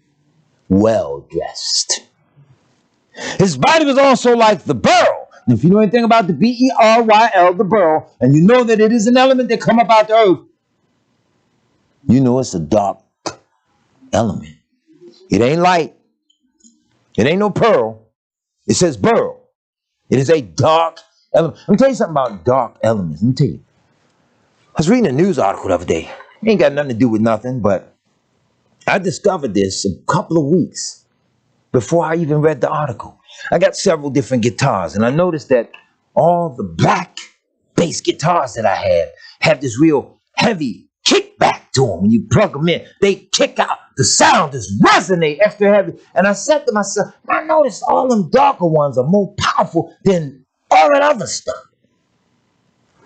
Article popped up. Somebody asked the professionals at Bass Player magazine, they said, is it true that darker colored guitars sound better or play better? And they danced all around this issue, trying their best to say it ain't so. And I said to myself, now I just discovered that myself a couple weeks ago. And the lighter they are, though they might be good, I'm like them dark ones with all that dark wrapped in color, paint, texture, whatever, they play better. Now, am I drawing on some racial supremacy or anything like that? I don't have to. All I got to do is take a page from the world and say, wait a minute now. The lightest of the light on the planet Earth have said that they're the best. Yet you came along after everything else was already here. Now you mean to tell me Yahweh being all wise and all knowing made a mistake and made the best last, and the best tore up everything? You done wrecked the whole world to a point and a degree where in order to righten it, he got to make the whole world get so sick and tired of the last thing to come along, and they're going to want to fight it. You think you all hate us right now. Wait till you catch on and realize just how bad off your brothers really are. We ain't got to say nothing to you. I had to run out the other night and I took a ride. I had to go over down Rockville, Maryland. Coming in, I didn't get back to Baltimore till about, what, 9:30, 9:40? I was tired, but I saw something. My sister told me about an article. And they talking about the news media trying to downplay truckers. Oh, one truck showed up. This, that. Oh, one truck, was he? Pasadena is just on the other side of Glen Burnie, am I correct? So Glen Burnie is closer to Baltimore. So from Rockville, all down in that region, coming all up to Glen Burnie. Trucks, trucks, trucks, trucks, trucks. And I said, wow, look at, now it didn't interfere with what I was doing and where I was coming in from. I left Baltimore, what, a little after 6? Got back a little before 10. But they were trucks, trucks, trucks. Now, they're angry. They're mad. Did I not tell you, Israel? Some of this stuff, y'all were going to raise up them against them. Because even they're going to get tired. Whereas some of this stuff, we ain't got to fight them. This ain't like the 60s now. When we were out protesting and marching in the street, had to fight them, and they sick the water hose on and the dogs and all that stuff. You're going to sick them on yourselves now. And also some of them, see, who know better to fight a system than people that's been entwined in the system? See what I'm saying? See, I learned some stuff as a community activist. We had community leaders or politicians, people that was terrible, doing things that we were trying to fight. So we learned some protest tactics. I learned this. I say it, I admit it. Y'all would give me the ability to know how to do it. We had a low budget. We learned how to do things. We would go downtown under the bridge and get the homeless. And sometimes the homeless, they don't have a place to always change. They can't always take a bath, what have you. But we were out there fighting for them. So we pay them. Here, take this $5, take this $10. Come on with us. We're going to City Hall. But I ain't had a chance to take a bath. It don't matter. Neither have I. I just got off work. Come on. We all going. Smelly, pissy, dirty, whatever it is. We're going up in City Hall. We're going to let them know we mean business. And when you flood City Hall with that kind of people, that kind of condition, those kind of scents or whatever it is, they don't know where the people came from.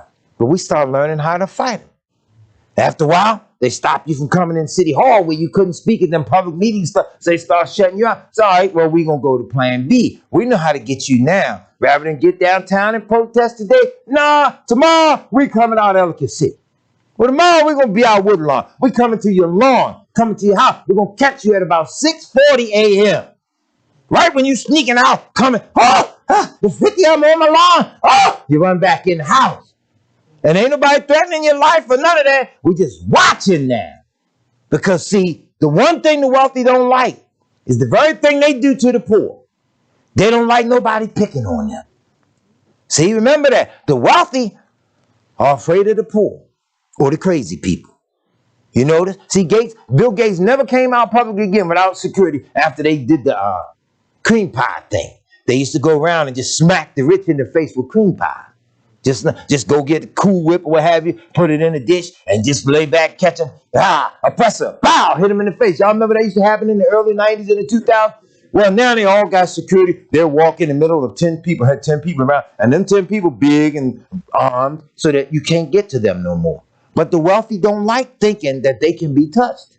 That's why they build in gated communities, and they make their gated communities more and more exclusive. Exclusive don't mean better off. Exclusive means to exclude more and more people who have less money than they do. You understand how it works? So, y'all will speak to the minds of people that do their security, or people that have built up their system, that get disgruntled when it starts impacting their families. They know how it operates. So then Yahweh puts it in their mind. Go after them. So the truckers, for example, are saying, now look, if you beat us, if you arrest us, if you shoot us, if you do to us what you did to them in Canada, we'll shut these engines down. Now that don't mean they just gonna stop the motor on the truck. That ain't what they saying. They're saying the engines to the American economy. You ain't bought nothing in no store, nowhere, that didn't get there by truck. You understand how it works? Yahweh said, let the weak say I am strong. You ain't got to do nothing except obey and pray like you ought to pray. Yahweh started pulling me from community activism because I was out front. I was on the front line, and it was starting to get dangerous. It was starting to get hot and heavy. Y'all start speaking to me. You direct your attention exclusively to my people. I don't go to no community meetings now. I don't go to nothing. I don't care what they have, when they invite. All right, well, I'll try to see you. I always say, all right, I'll try to see you. That way I ain't lying.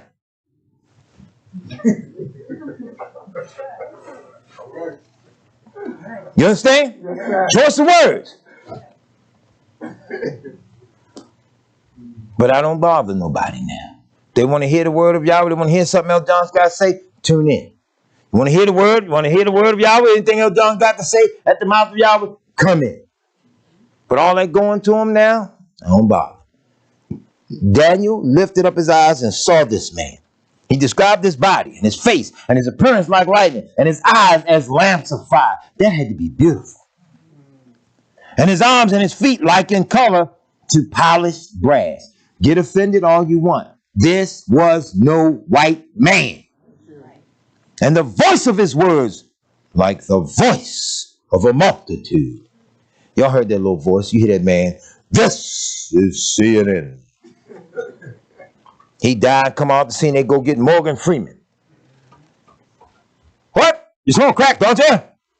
You want to kill yourself? Do it expeditiously. Hey, it sounds like somebody with authority. Am I correct? Anyway, watch this. Kanye West got a new song out. He was singing. He told people how he felt. He with the little white girl. Say he heard the voice of the Creator. Say it sounded like Morgan Freeman. Oh. I'm testing the young people. They ain't ready yet. You mean L. Johnson got one on y'all?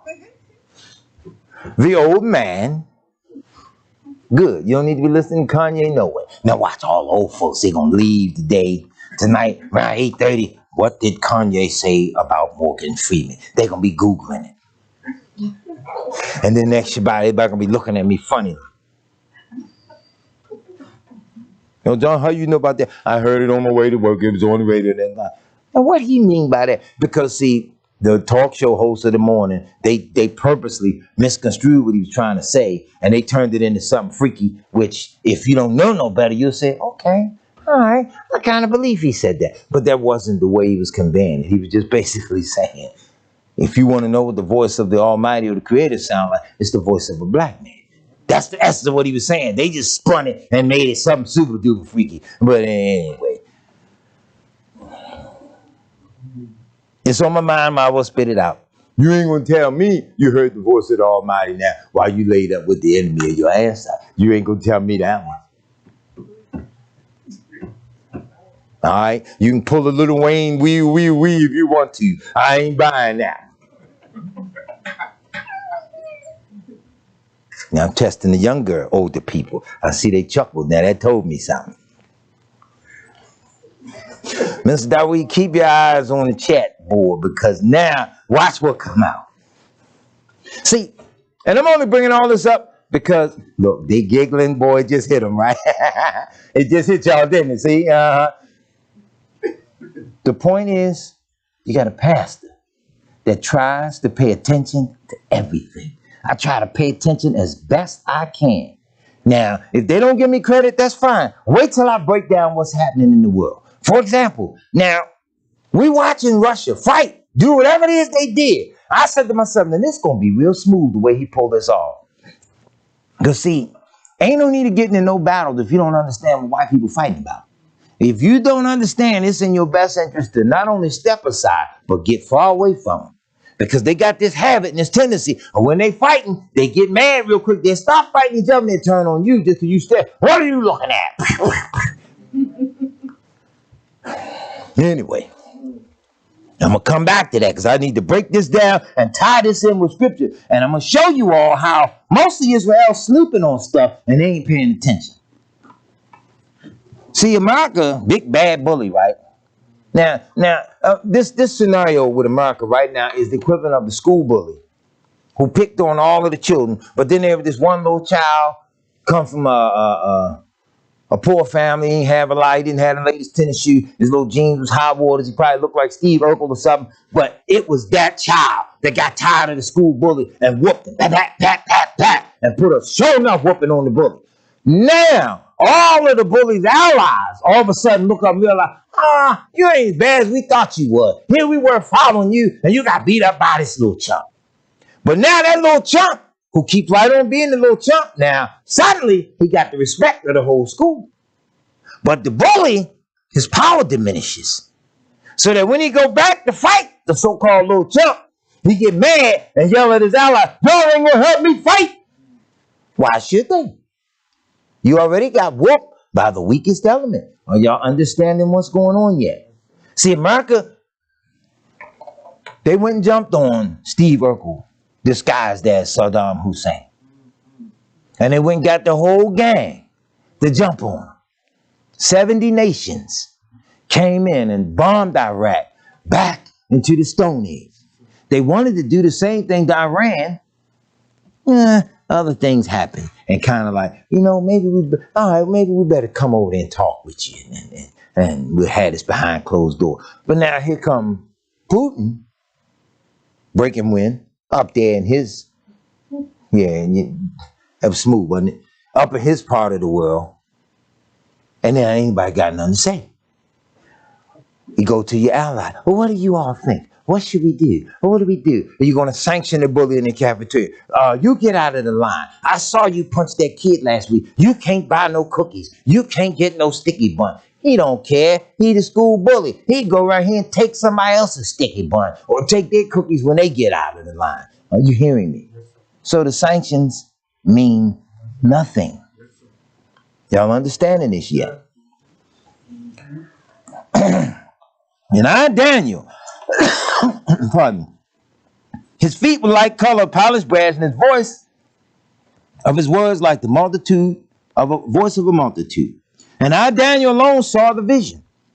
For the men that were with me saw not the vision, but a great quaking fell upon them, so that they fled to hide themselves. See, they ran off the street corner. This time they ran home. Left Daniel alone. Therefore I was what?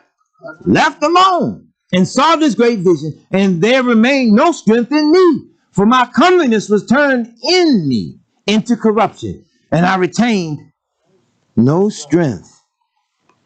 Yet heard I the voice of his words, and when I heard the voice of his words, then was I in deep sleep on my face, and my face toward the ground. In other words, he fainted. That didn't make him weak. But you don't stand before Yahweh any kind of way. Even this righteous man fainted in the presence of Yahweh.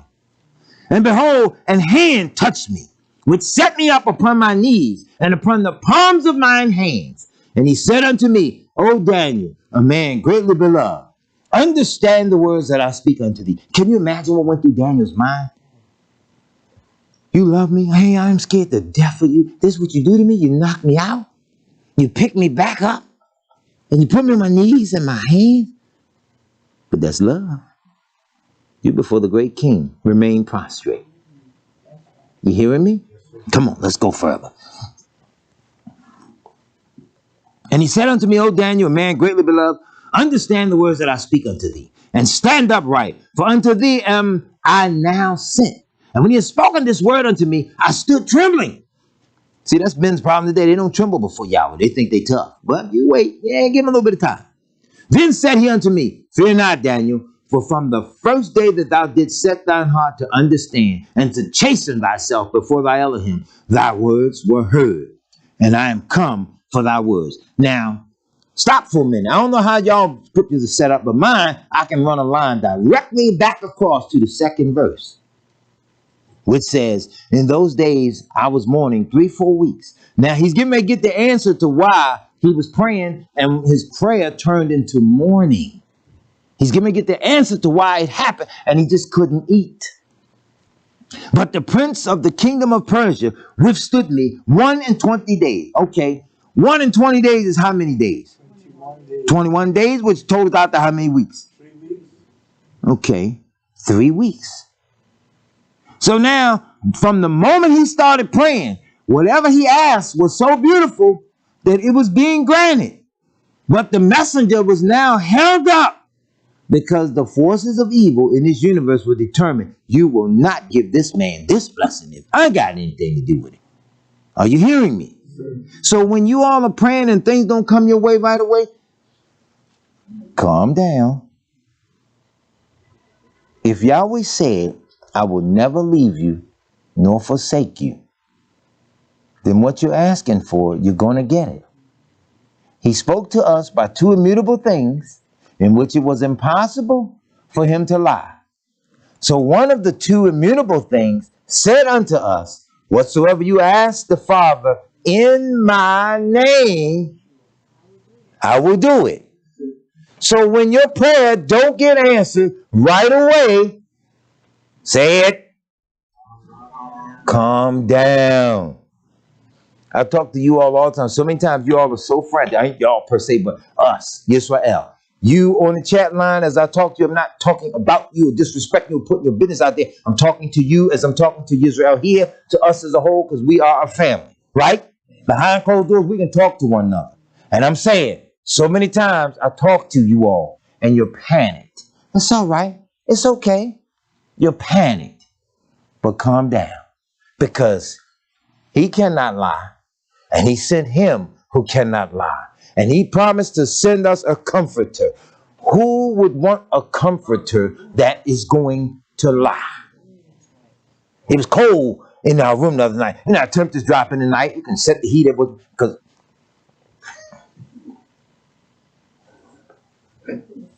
I'm going to say some people can set the heat where it burn you up like a baked potato. I ain't saying no names, but it's all right. But when the temperature dropped, and I pulled the comforter up the other night, she put this real beautiful comforter on the bed. Now, the beautiful thing about the comforter was there's no hole in it.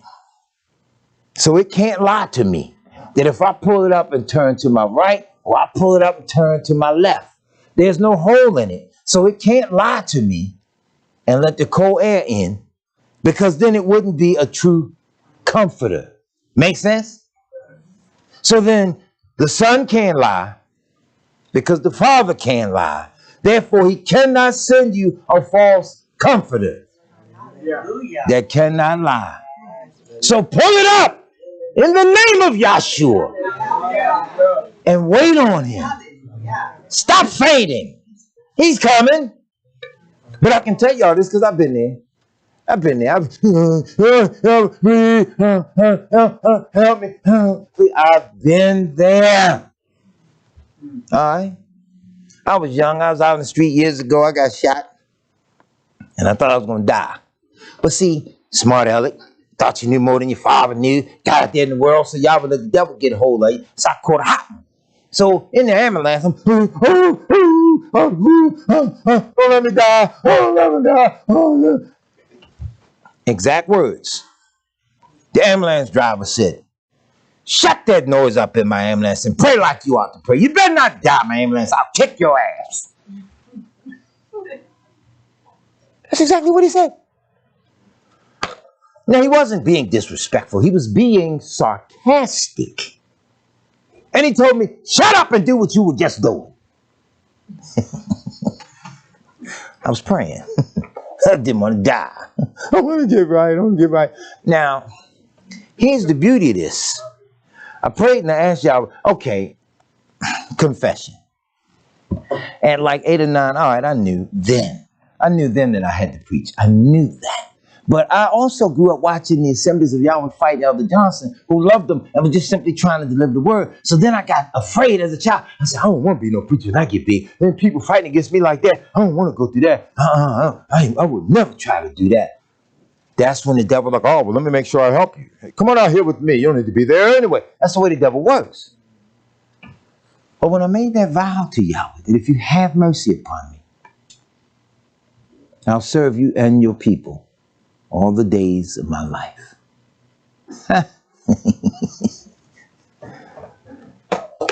And just like your tithing system was born because our father said unto Yahweh, all that you give unto me, I'll give you a tenth. The children of Israel, Abraham, all of them, they paid tithes, even in his loins, meaning he held them all responsible to that because of that vow. So when I made that vow, Yahweh was like, ha, got you. You gonna keep your word or you gonna lie? Here I am. I don't even know how many years later it is, but here I am. And I don't feel tired. So I press on. I remind myself, I was saying to my Isha even this morning, I said, we got to be ever so careful how we talk to one another. Because Yahweh has an intense love affair with the children of Israel. We're going to get on one another's nerve. We still better be careful how we treat one another, how we talk to each other. Because remember, people talk this, but they don't know what they're talking about. Moshe didn't make it into the promised land. That does not mean he's shut out of the kingdom to come. You wouldn't have made it in were it not for that man that brought us to the threshold and then angered him so bad that he overspoke himself. Y'all say, you know what? Now look, I'm not going to tolerate that. You come up here to me. And he took him. Moses is in that kingdom, okay? He's there. So anybody teaching anything different is a lie. So that's why we have to be so careful. You, Yahweh's child, if you get on my nerve, you are still his children. There's a way to rebuke you, to correct you, and chastise you. There's a way to talk to an elder and get points and things. There's a way to do it. But Israel has to be so careful because you are the apple of his eye. That's why you have to be careful, kind-hearted, tender-hearted, and courteous towards one another. For love, shall cover what? It'll cover it up. It'll cover a multitude of sin. True love. And Israel got to learn that. That's why I get on the men, because if you really, really got true love for yourself, you will love your wife like you love yourself. And then all them little bitty babies running around the house, they're yours. You gonna look what y'all would bless me to do. I carried the whole bag and didn't spill a seed.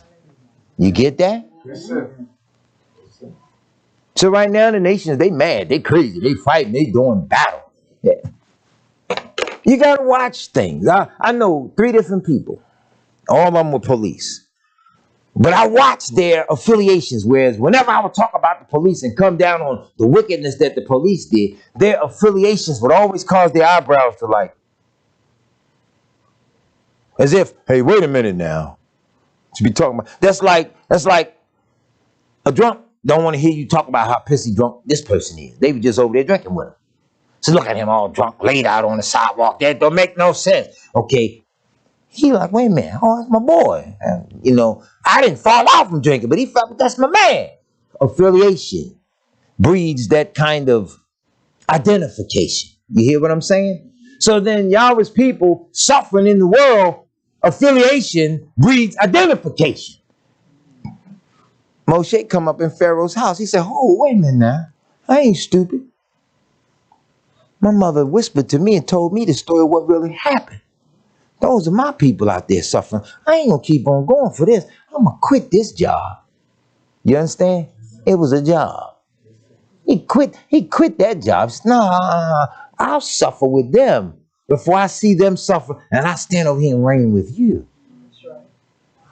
And as Yahweh picked him up and called him, even through the burning bush, he still had that faith and assurance to press on.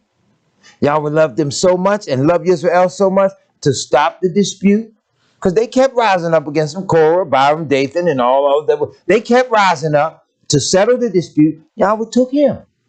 Now Korah and them went. Remember, Israel got mad. You killed Yahweh's people, yet all of them are eyewitnesses to what happened. So Yahweh sometimes has to settle the dispute. Say, hold up, wait a minute. You know what? I'll tell you what. Come here. He took him. So now you sorry. You ain't got nobody to argue with now. You realize how great he was. You realize the intensity of the responsibility that was on him, because now you ain't got nobody that can fill his shoes like he did. Though Yahweh raised up a great one, he couldn't do it exactly the way Moshe did it. But now they ain't got him to fight with. What does that bring? Remorse, sorrow, sadness. Friendship turns back into kinship. You understand? Israel got to be paying attention, because what's taking place now, let me break this down for you, and I'm going to show you how we all up in people's business really don't know what's going on. So he said, the prince of the kingdom of Persia withstood me 21 days, but lo, Mikael, one of the chief princes, came to help me, and I remained there with the kings of Persia. Now I am come to make you understand what shall befall your people when? In the latter days. For yet the vision is for many days. See how it worked out? He's seeing well into the future. But I'm going to help you understand it, because your job is going to be so enormous. You're going to write this down, and people thousands of years behind you are going to read what you had to say, because you saw what Yahweh had to say. Make sense? Everybody ain't seeing what Yahweh says. Many are preaching right now. Didn't he tell you something, Israel? Remember what he told you to pray about the harvest? What did he say? He said, pray Yahweh of the harvest, for the harvest is ripe. Bingo. The laborers are few. Everybody don't want to be no laborer. They want to be leaders. You get the difference? They want to be lead. Men want to be lead. They want to lead. We ain't even led the house. See, you know what? It's up. It's the subject. I'm going to tell it. I don't care if anybody in the room get offended. I don't give a damn if you run back and tell what I said. I know a man in Yahweh, and he found this funny. And I sat there face to face, and I looked bewildered, because I didn't find it funny. But a 2-year-old child ran and told on the father to the mother. Now, spiritually, that disturbed me, because parents from birth, you are given a birth order. You are given a command in Yahshua. But if a 2-year-old can discern that as a man, you are not the true power in your own house, what do you think will happen to that 2-year-old with all men? There'll be no respect for manhood, because they'll see the mother as the true source of power. And that disturbed my spirit, whereas people found it funny. That's not how this thing goes in Yahshua. And this is what wrecks your households every time. Why would Yahweh put a weak man like that before his people when he can't run his own house? It's in the word. If a man know not how to guide his own house, how can he guide the house of Yahweh? I've learned one thing as a messenger of Yah. Messenger of Yah got to be strong, because if he ain't strong, the people will run all over him. You know what I've had? I've had so many people come here trying to make suggestions. Well, we need to do this, and we need to do that. We need to do this, we need to do that. And I tell one brother, I say, hold, brother, wait a minute, look here. This ain't a democracy. We don't vote on things around here. We follow the Torah of Yahweh. And he was an older man. He was a little older than me. But he got offended because I had to remind him, this ain't no damn democracy.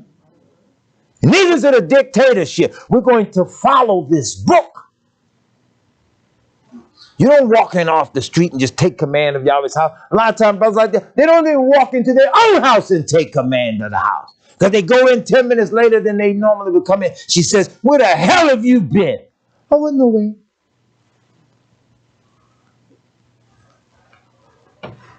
Manhood ain't about stomping all over your wife and children. But there is a strength in Yahshua, because as men, you are responsible for the souls of your household. And we are piss poor as men when we compel the daughters of Yah to say, no, before I accept you as a husband, I'll prefer to stand alone. That's a disgrace.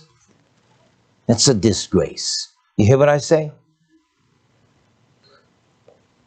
It's a disgrace. My wife didn't set no date for us when we got married. I set the date. I said, come on, we're going to get married. This is what we're going to do. Did I not? And I didn't do it bossily or, hey, yeah. So no, we're going to get married. This is what we're going to do. We're going to do such a thing, this, that, and the other. And I looked at a calendar.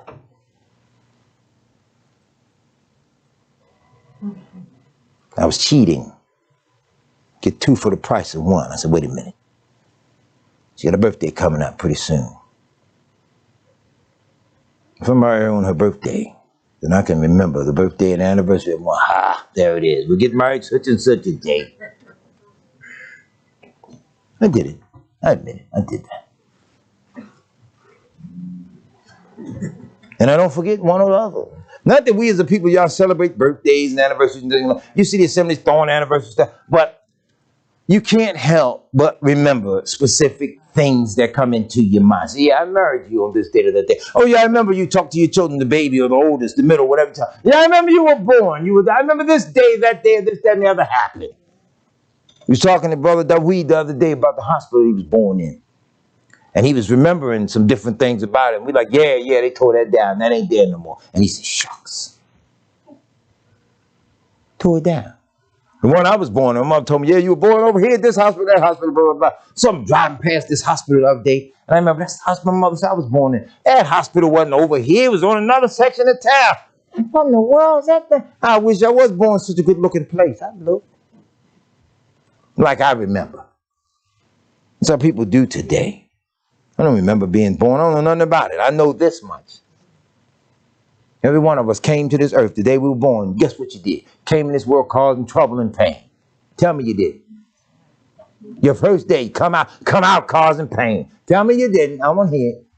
So I just slipped out. It was smooth. I popped out. Came up like kazoo. Woo! No, you didn't. You came in here causing pain. Some of you took 24, 25 hours getting here, right? Took your time coming out. You didn't plan. Like you watching TV or an Xbox or something in there. You took your time coming out. Right? Now, wait a minute. Children looking at me like, I ain't causing no. What are you talking about? Let me just break this down, lead this conversation right where it is. I don't want to get whooped at the dinner table. So now, he said, when he had spoken such words unto me, I set my face toward the ground and became dumb. Now, he didn't mean stupid. Didn't mean uneducated, meaning, in other words, now, my tongue of the learned was dumb. I could not even speak. And behold, one like the similitude of the sons of men touched my lips. Then I opened my mouth and spake, and said unto him that stood by me, O my Yahweh, by the visions of my sorrows are turned upon me, and I have retained no strength. For how can the servant of this, my sovereign, talk with this in my lips? In other words, how you going to tell it? Who you going to tell this to? When I first hit this podium, that's what I was telling you all. I missed them little old men from the 70s and the 80s because they understood world affairs so well that you could get a conversation out of it and always tie it back into scripture. I don't get them kind of conversation unless I'm around some of you all. Y'all was people. But like on a daily basis, talking to them people, Brother asked me the other day, man, what you think? Russia going in there bluffing? They bluffing? So I said to him, well, what is it to you? You know, I don't want to use this term, but I'm going to use it. That dope fiend strut. You ever know those people that are on drugs, got this little dope fiend strut? They always move, can't stand still. You ever seen that? If you haven't seen it, praise Yahweh, you ain't been around. But if somebody's on drugs and you know they're on drugs, they call it that dope fiend strut. Or that dope fiend, where they just can't stand still. So tell me, they Russia, they bluffing? I'm like, what is he doing? He got the broom, he ain't sweeping, he just leaning on the broom, talking to me. What do you think? They bluffing? What? He just kept doing it. So I'm like, is he hearing music or something?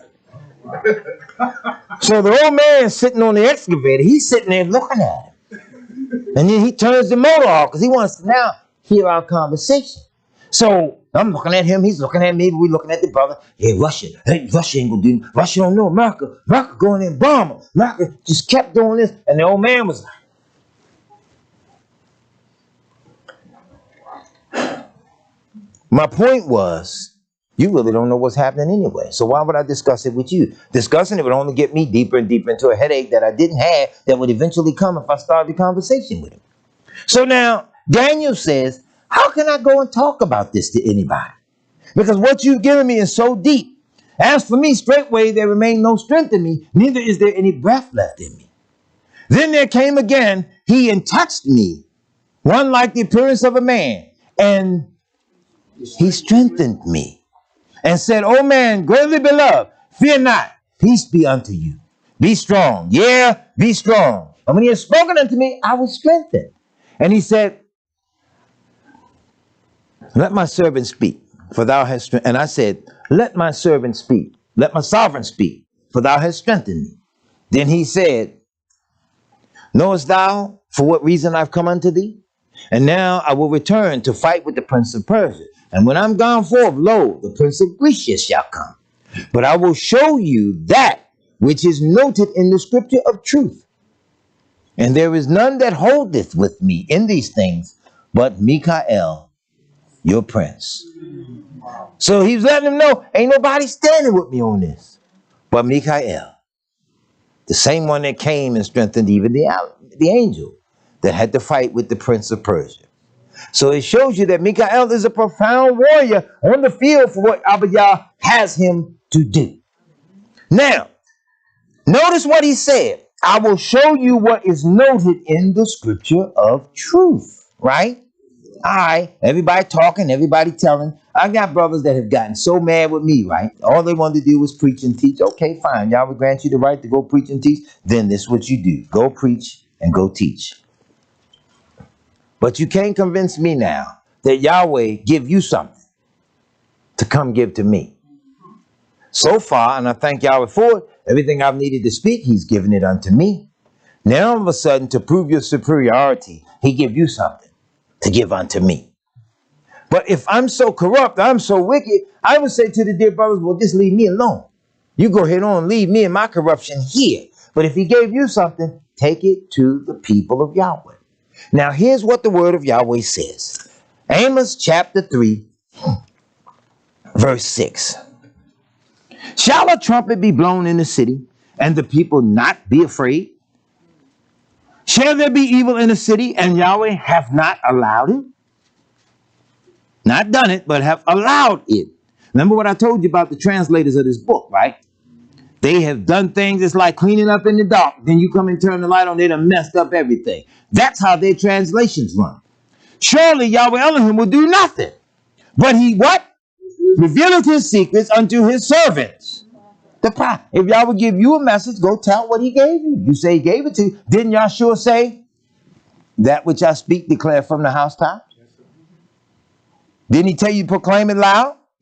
So now the brothers, they come trying to convince me Yahweh dealing with them because they assume El Dawson can discern. He can see. He know I ain't real, but I got to fool him. Didn't the little man of Yahweh get fooled by another man like that? He told him, I too am a prophet of Yahweh. Yahweh don't work at no cross purposes. You hear me? There's no cross wind in Yahweh. He tell you something, and then he don't tell you this part. He tell that to somebody, send them over. You don't find that in the book like that. Neither does the message of Yahweh come across contradicting any of the previous messengers before it. You understand what I'm saying? Because see, you got a lot of people out here today. Brother told me that there's no mark of the beast. It ain't coming. That is not possible. I stopped talking. That's what the man told me. It ain't possible to do it in the earth. I stopped talking. Yahweh commanded me, shut up. And I shut right up. I stopped talking. Because ain't no way in the world Yahweh revealed this to this man. Told him what's coming. And it's coming in such components where you got to be watching it. You got to be studying it. You got to be breaking it down. You got to be explaining to Yahweh's people how it's all tying in, because everybody ain't seeing it. Anytime stuff right in your face and they not seeing it. And that's no disrespect to us. The word asks, how can they hear without a preacher? And how can they preach except they be sent? Who sent them? And you tell me Walt Disney sent them? And they supposed to go out there and deliver the word to you? The lion hath roared. Who will not fear? Yahweh hath spoken. Who can but prophesy? So I say to the brothers that all the time got mad or angry with me, go and prophesy. If he sent you, then you go and prophesy. They got to make sure that they pass it through me. I'm not the clearinghouse for Yahweh's word. I am not publishing sweepstakes. I'm not international clearinghouse. I am poor little Minister Johnson right here in Baltimore. Now let me show you why they take videos down. Because Yahweh give me one little gift, and I use that gift for the edification of his people in the name of Yahweh and his son Yahshua. Question. What is taking place in Russia that got Putin so pissed off that he went to war? See, nobody goes and gets 200,000 people to go fight. I went and got one person to help me fight, and I wasn't bluffing. You know, it was my older sister. I went and got one person, and I wasn't bluffing. Now, we as two went out against 5, but we were not bluffing. But the 5 came down the street because they, too, were not bluffing. So then that's an explosion.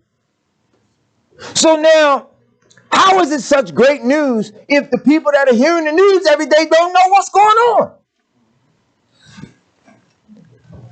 And how do the people not know what's going on when a man published a book over 15 years ago told you it was going to happen? The Clash of Civilizations and the Remaking of World Order. Let me explain this book real quick. This book started as a news article in Foreign Affairs magazine in 1993. We read it when it first came out, and we were taught and dissected it. We broke it down because they were saying, look, they are changing the global map. Civilizations are out here. There are 7, possibly 8 civilizations that'll be left when we get done. They said 7, possibly 8, because we're thinking about killing them off. You hear me? They said it was 7. It may possibly be 8. So now this morning I come in here, I said, I know this book, I know I have it at the house. All wrote all in, all marked all up, so my notes is a little off. But nevertheless, Yahweh bless me, I internalize my stuff. So in the event somebody steal my books, or hey, oh, you just took a book. It's here now. Anyway, flip the book out. This is how they do their business. You write a news article and it's eye-catching to them. Hey, that was interesting what you said. I'd like to hear a little more on that. You know, where are you working at? Oh, I'm down Bowie State. I'm the professor of janitorial services. And oh, really? Come here. How much do you make?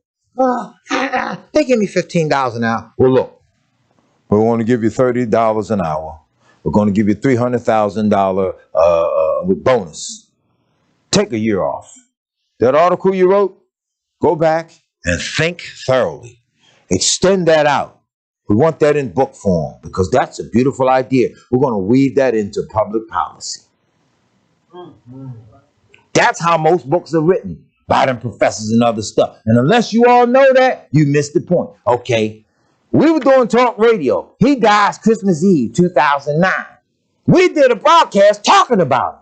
Funny how we talked about him and he died.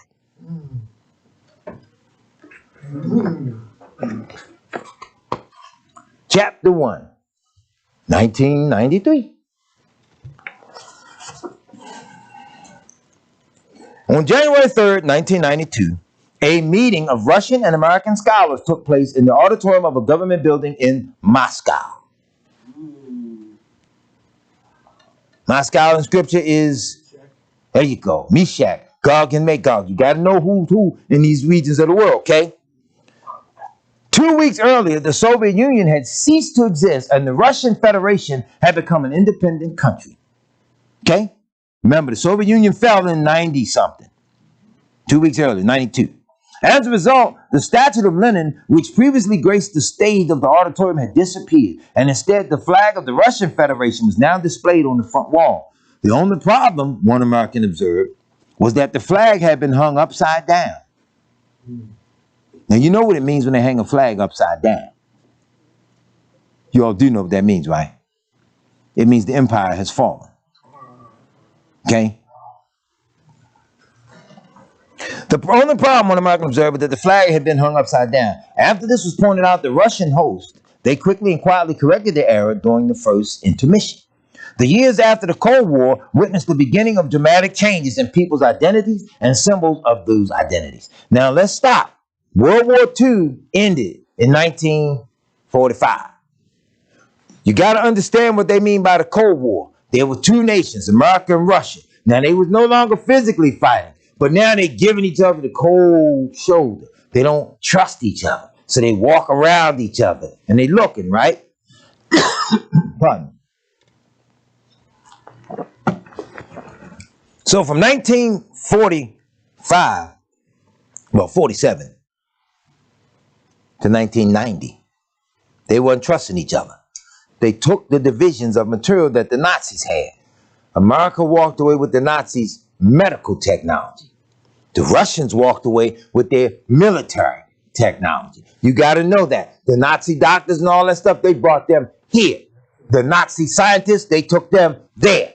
Now, where this other little group of people that said they was victimized by it, where they at with their objections to all this? You ever notice? They never object to any of that in history. Just when me and you say something, now all of a sudden, oh, you're anti-Semitic. Well, why don't you jump over there at one of them two bullies? Notice how the Urkels don't jump at the bullies. Are y'all getting this? I'm trying to make this as plain as I can. I'm going to make this so plain even the children going to understand. Because this is literally what's happening in the world. Now, keep the school bully and the lunch and all that stuff in mind, because we're going to come back to that point. So now he says, the years after the Cold War witnessed the beginning of dramatic changes in people's identities and the symbols of these identities. The global politics began to be reconfigured along cultural lines. Upside down flags were a sign of the transition, but more and more the flags are flying high and true. And Russians and other peoples are mobilizing and marching behind these and other symbols of their new cultural identities. So if you all know anything about it, the Reagan-Bush era, talking about the New World Order and all of this other stuff, America had fought so hard to redraw the world map under the tutelage of Great Britain and the Institute of Royal Affairs and the Council on Foreign Relations, the hidden powers that never step out on the world stage to be a president because they got more power than a president, redesigned the global map. So their lead man who wrote this book talking about, hey, man, the way it looks, we need to cut the world down to about 7 of us, and before it's all over with, may have to kill off one of them. Got to hear what he says. The majority of contemporary civilizations are thus as follows. Scenic. All scholars recognize the existence of either a single distinct Chinese civilization dating back to at least 1,500 years before the Messiah and perhaps 1,000 years earlier.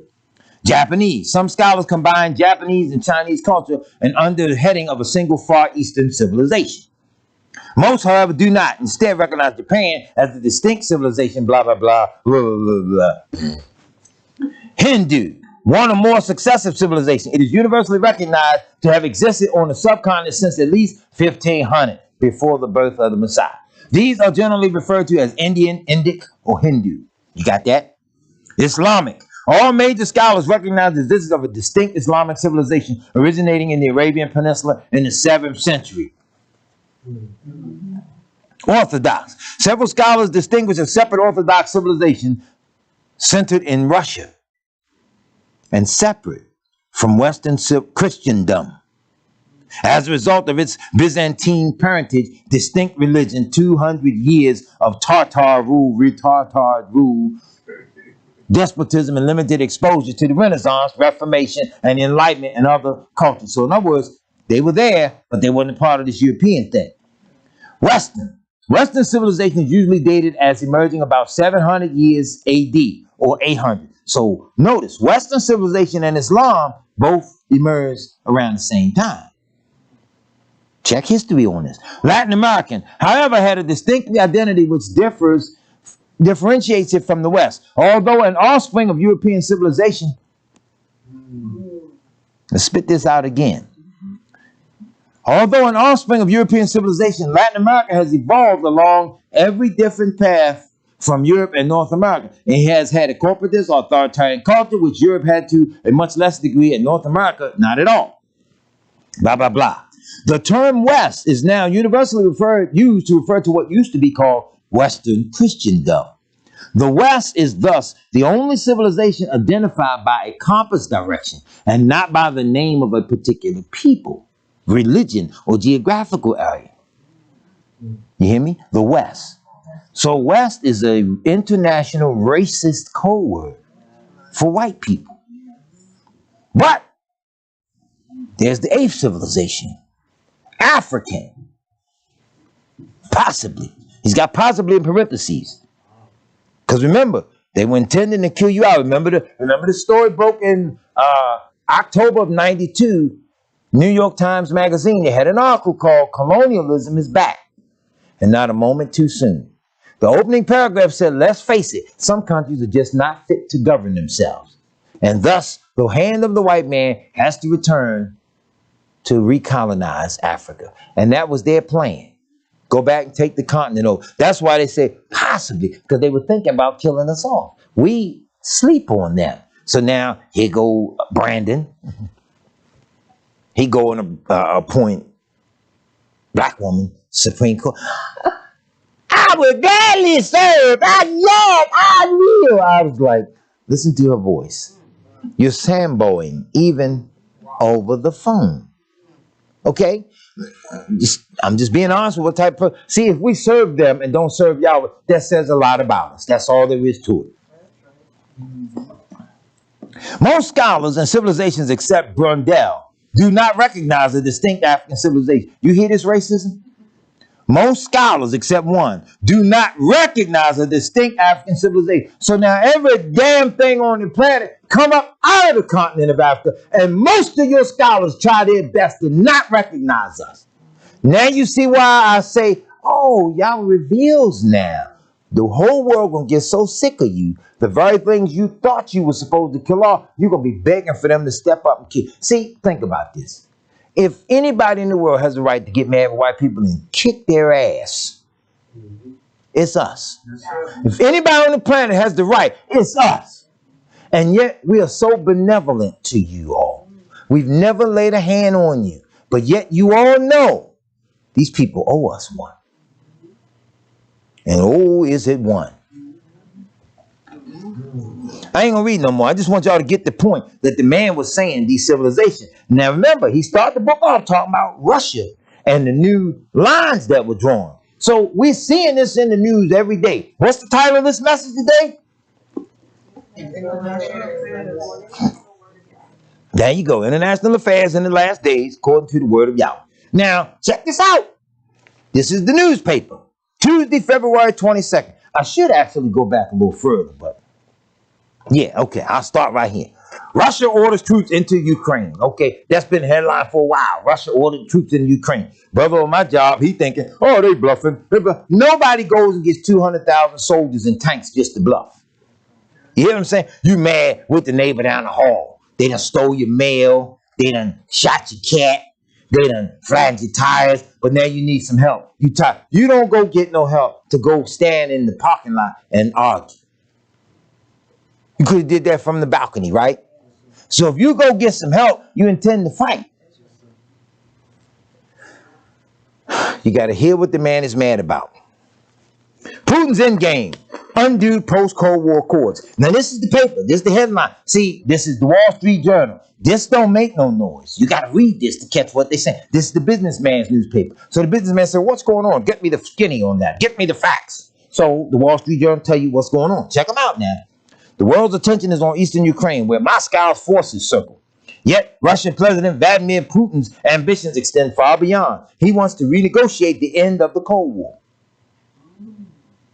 Because as he gave his speech, he kept saying, now look, America, I wasn't the president when y'all did this, when you brought it to it. In case you don't know, George Bush was the director of CIA. You do know that. The old George Bush, not the dumber one, but he was the director of the CIA, which meant he was on top of the intelligence. He understood what they was doing around the world in different countries. So eventually you take a man of intelligence and put him at the head of a country. So now he done worked that job, so he know what he wants.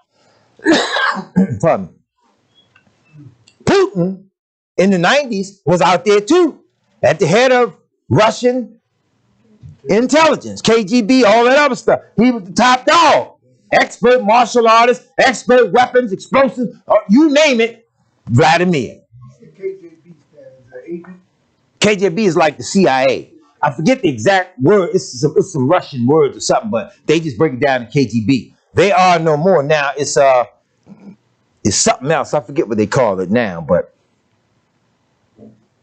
let me get back to you on that point. But they don't call it the KGB no more. But anyway, after the Cold War, they disbanded it. So watch this. Whatever follows Russia's large-scale military maneuvers and the announcement Monday to recognize the independence of 2 breakaway Ukrainian regions and orders to send troops there, Mr. Putin has made clear he wants to redraw the post-Cold War security map of Europe. See, the white folks are scared of them Russian white folks. And unless somebody teach you how the world got broke down, we don't understand it. When we're looking at a map of Russia in comparison to Europe, Europe kind of small, as you can see. So that's what they call Western civilization.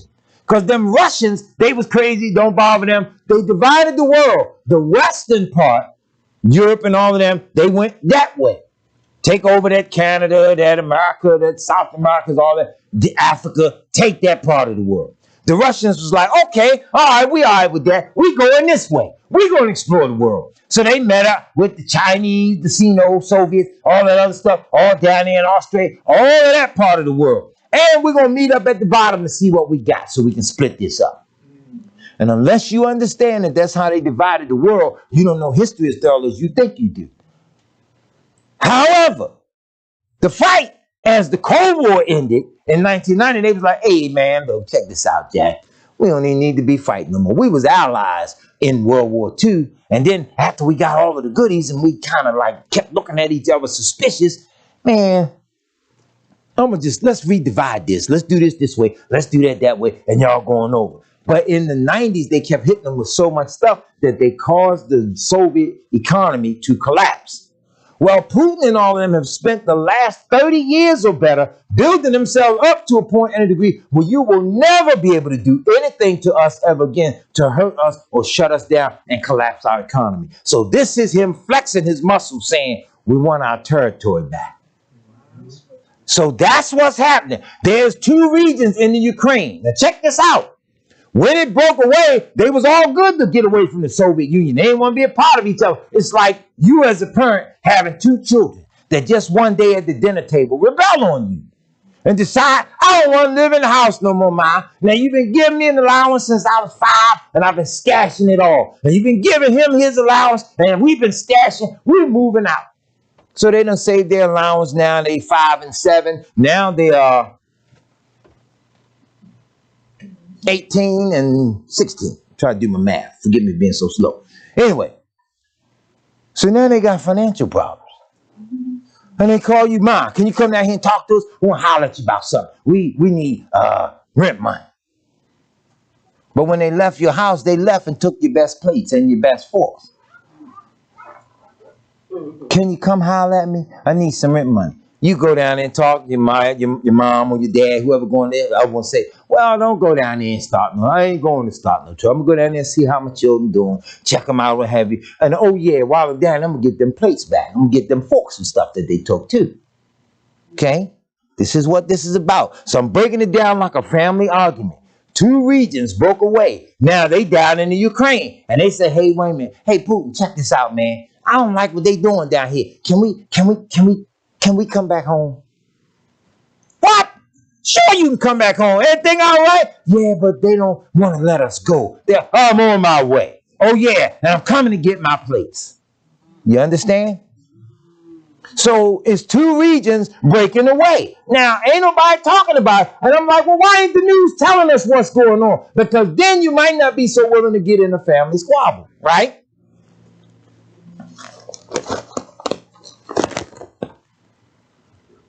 What is Donbas? It's a region over there near Russia. See how he guessed that one out? That was smooth, wasn't it? He guessed that one out. See, there was no way he could possibly say it's a region over there in Latin America, because you know we ain't talking about Latin America. But I give you credit. You passed. He guessed that one smoothly, didn't he? You're right. Donbas is a region down there in Ukraine, northeast, southwest. It's in East Ukraine. Y'all, remember one thing about maps. It's always at the top of the page. So you can look at a map anywhere and it always goes north. To your right is east. Bottom is south. West is to your left. Yes. Where is Ukraine on the map? Where is Ukraine on the map? Deacon, you might have to spin this around real quick if we don't have to do too much damage to the people. Ukraine. Let me walk up on it real quick. Next to Poland. She said next to Poland. Right under. Somewhere in that region, right? Okay. Over there somewhere. You can see the light. Got that glare on. It's got that glare. Yeah. Oh, we just showed the people that region there. And I'll show y'all what it is because Ukraine and all that stuff. Let me make sure I'm looking at this right myself. It's purple.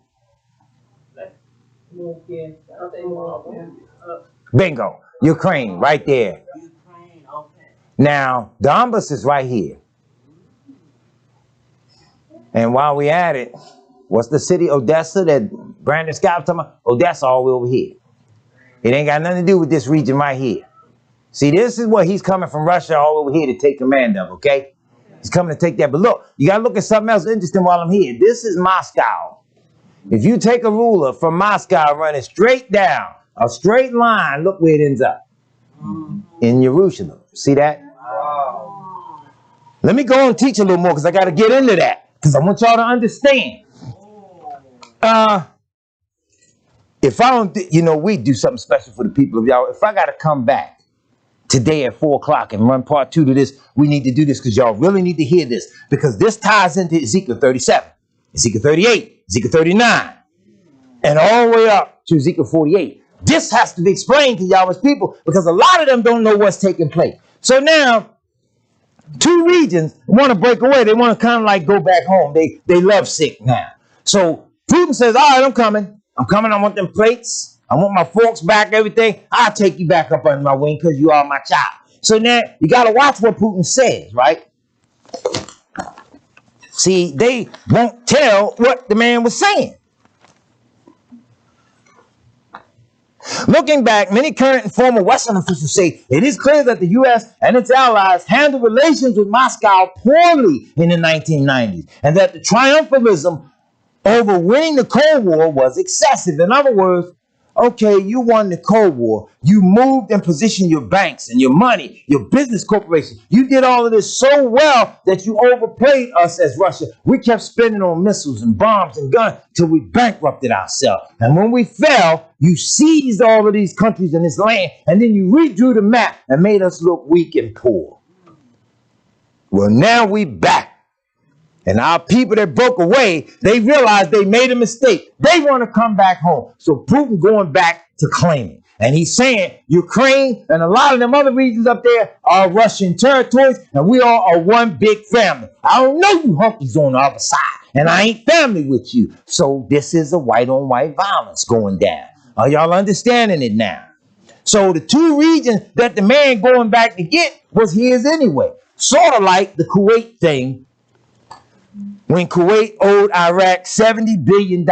Nosy Uncle Sam ain't had nothing to do with it. But you come in and you make puppets and you prop up these leaders and get them to obey you. I'll protect you if you do anything to you. Don't you worry about a thing, baby. Hey, the Stevie Wonder move, right?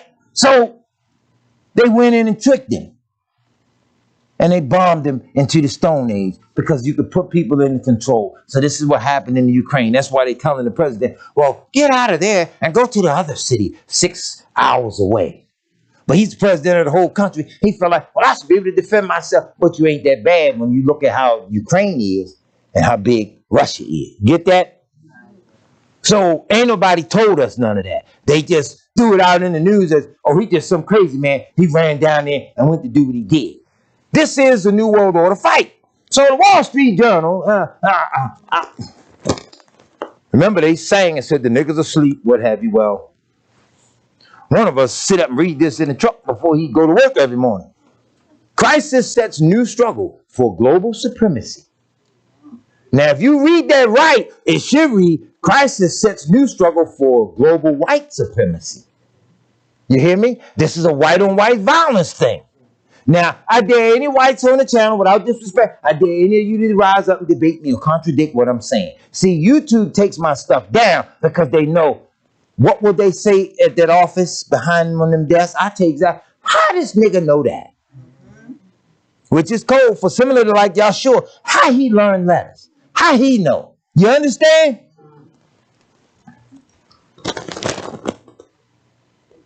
Russia's audacious military mobilization in and around Ukraine is the first major skirmish of a new order in international politics, with three major powers jostling for position in ways that threaten America's primacy. See, everybody ain't going for the okie doke. They know it's the New World Order. What did I read to you last week? The Italian royal family want their jewels back because everybody knows Satan coming. Well, wait a minute. We got to get our jewels and our wedding gowns together. We want to be one of those families at the ruling table too. Are y'all understanding how it's working out now? Everybody fighting and jockeying for a position of power at the global table while they be debating on killing off the Africans, which means the Hebrews, which means black people.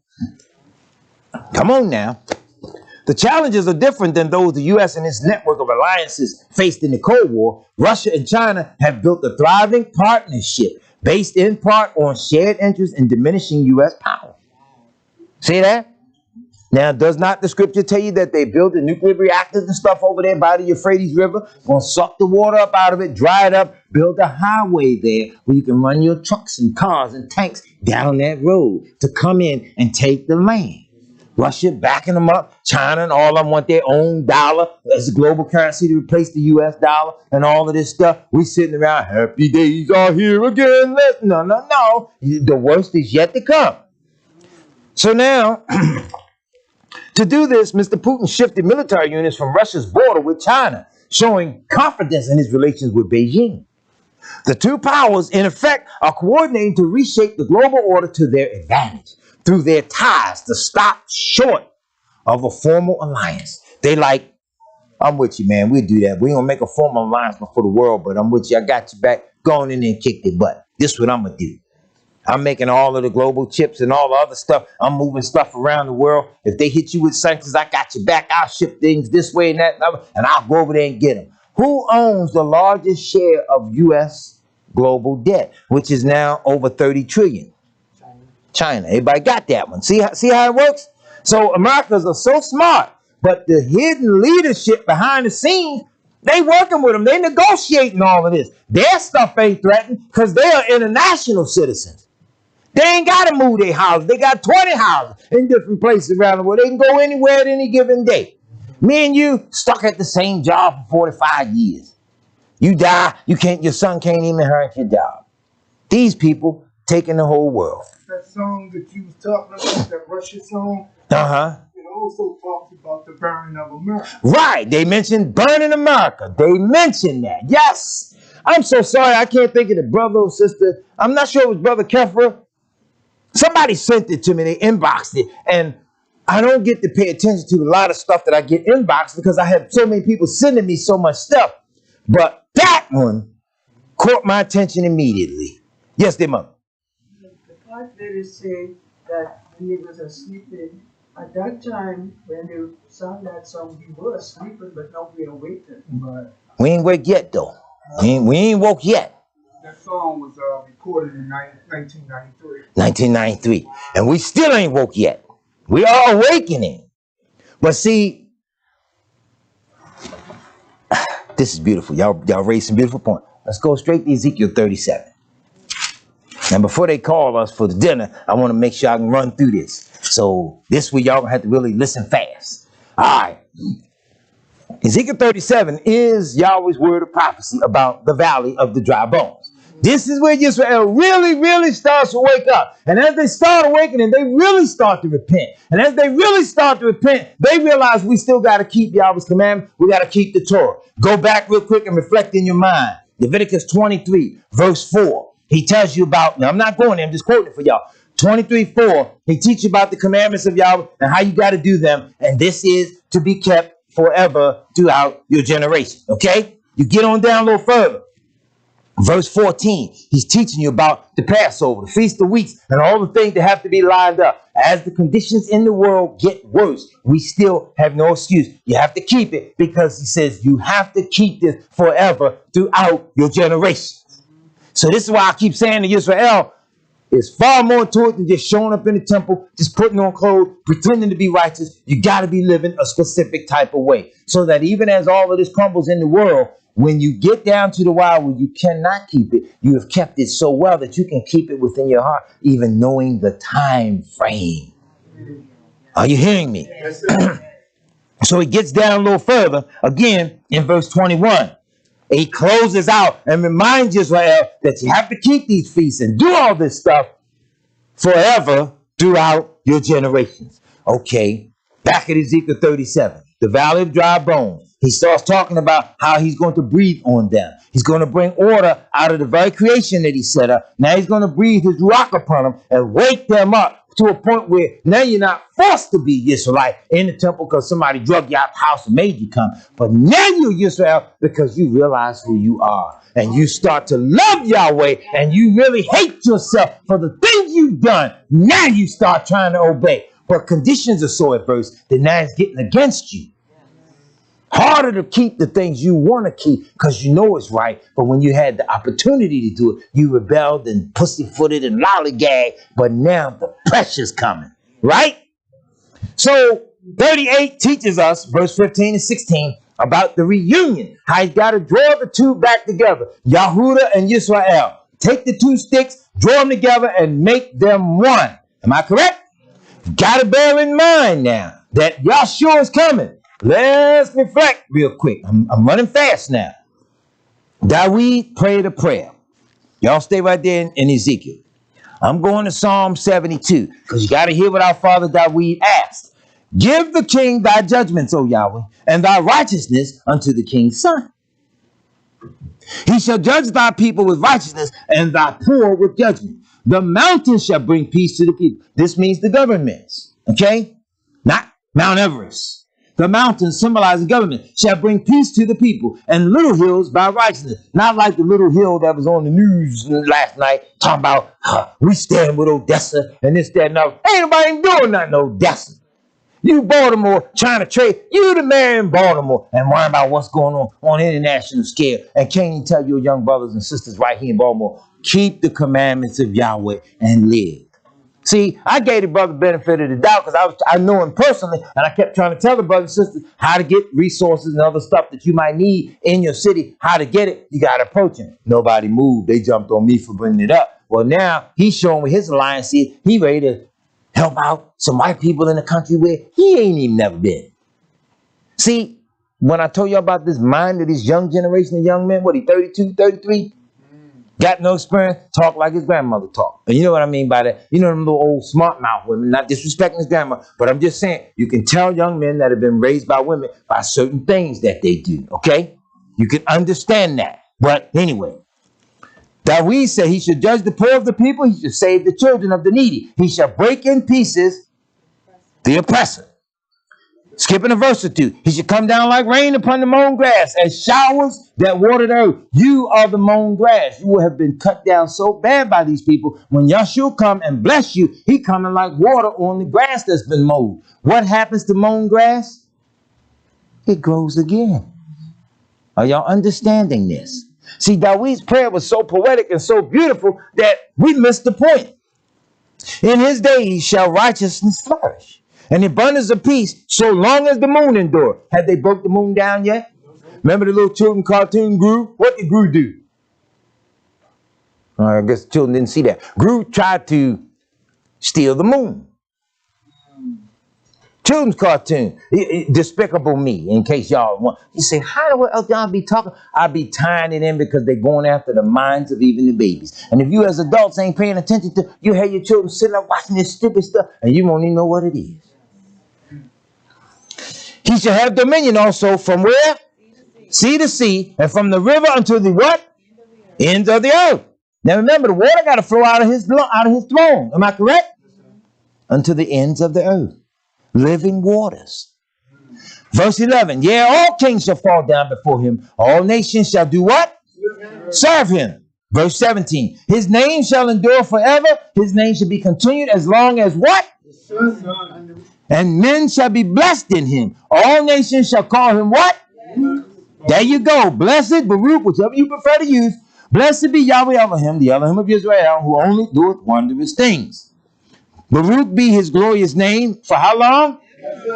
And let the whole earth be filled with his what? his kabod or his glory, whichever word you're using, the prayers of David, the son of Jesse. I ended it. See how he prayed? That Yahweh give his son, the king, the command of the earth. So you got to know that. Did not Yahweh say David was a man after his own heart? David prayed for a leader to come to this earth and to step up. He was coming anyway, whether David prayed it or not. But yet Yahweh kept raising up strong men in Israel who were the champions of Torah to keep us in the way. People, you can always tell when they ain't the children of Yahweh because the first thing they do is start bucking on the priesthood. They act like the priests are going to literally try to hurt them. But you don't buck on your employer who say, I want you here till 7 p.m. But you came in at 7 and you get off at 3:30. He tell you now, you stay till 7 and you don't have no strength to buck. But the messengers of Yahweh say, we got to keep Yahweh's commandment and we got to do it in this order and that order. And all of a sudden now your ass so smart. That's us. And we don't want to hear that. So, the kingdom gets established. Everything gets set up. I had a brother in the scriptures dispute me on this, but yet, I wonder where you stand now. 38 says, and the word of Yahweh came unto me, saying, Son of man, set thy face against Gog, the land of Magog, the chief prince of Moscow and Tubal, and prophesy against them, and say, Thus saith Yahweh Elohim, Behold, I am against you, O Gog, you chief prince of Moscow and Tubal, and I will turn you back and put hooks in your jaws, and I will bring you forth and all your army, horses and horsemen, all of them clothed with all sorts of armor, even a great company with bucklers and shields, all of them handling swords. This is after the kingdom gets set up. America is gone. Yahshua has been reigning. This is now 998, 99 years into Yahshua's kingdom. Remember, he's got to reign for 1,000 years. At the end of the 1,000 years, Shaitan shall be loosed out of his pit for yet a little season. He is granted, what's the word I'm looking for? Parole. Parole. He's granted parole. He comes up out of the pit. In his mind, he sees the world has changed. Like most of our brothers come out of prison and things have changed. I know a man when I was younger, he had been locked up long before I was born. But when I was 18, 19, he come out of prison. He didn't know how to open a soda.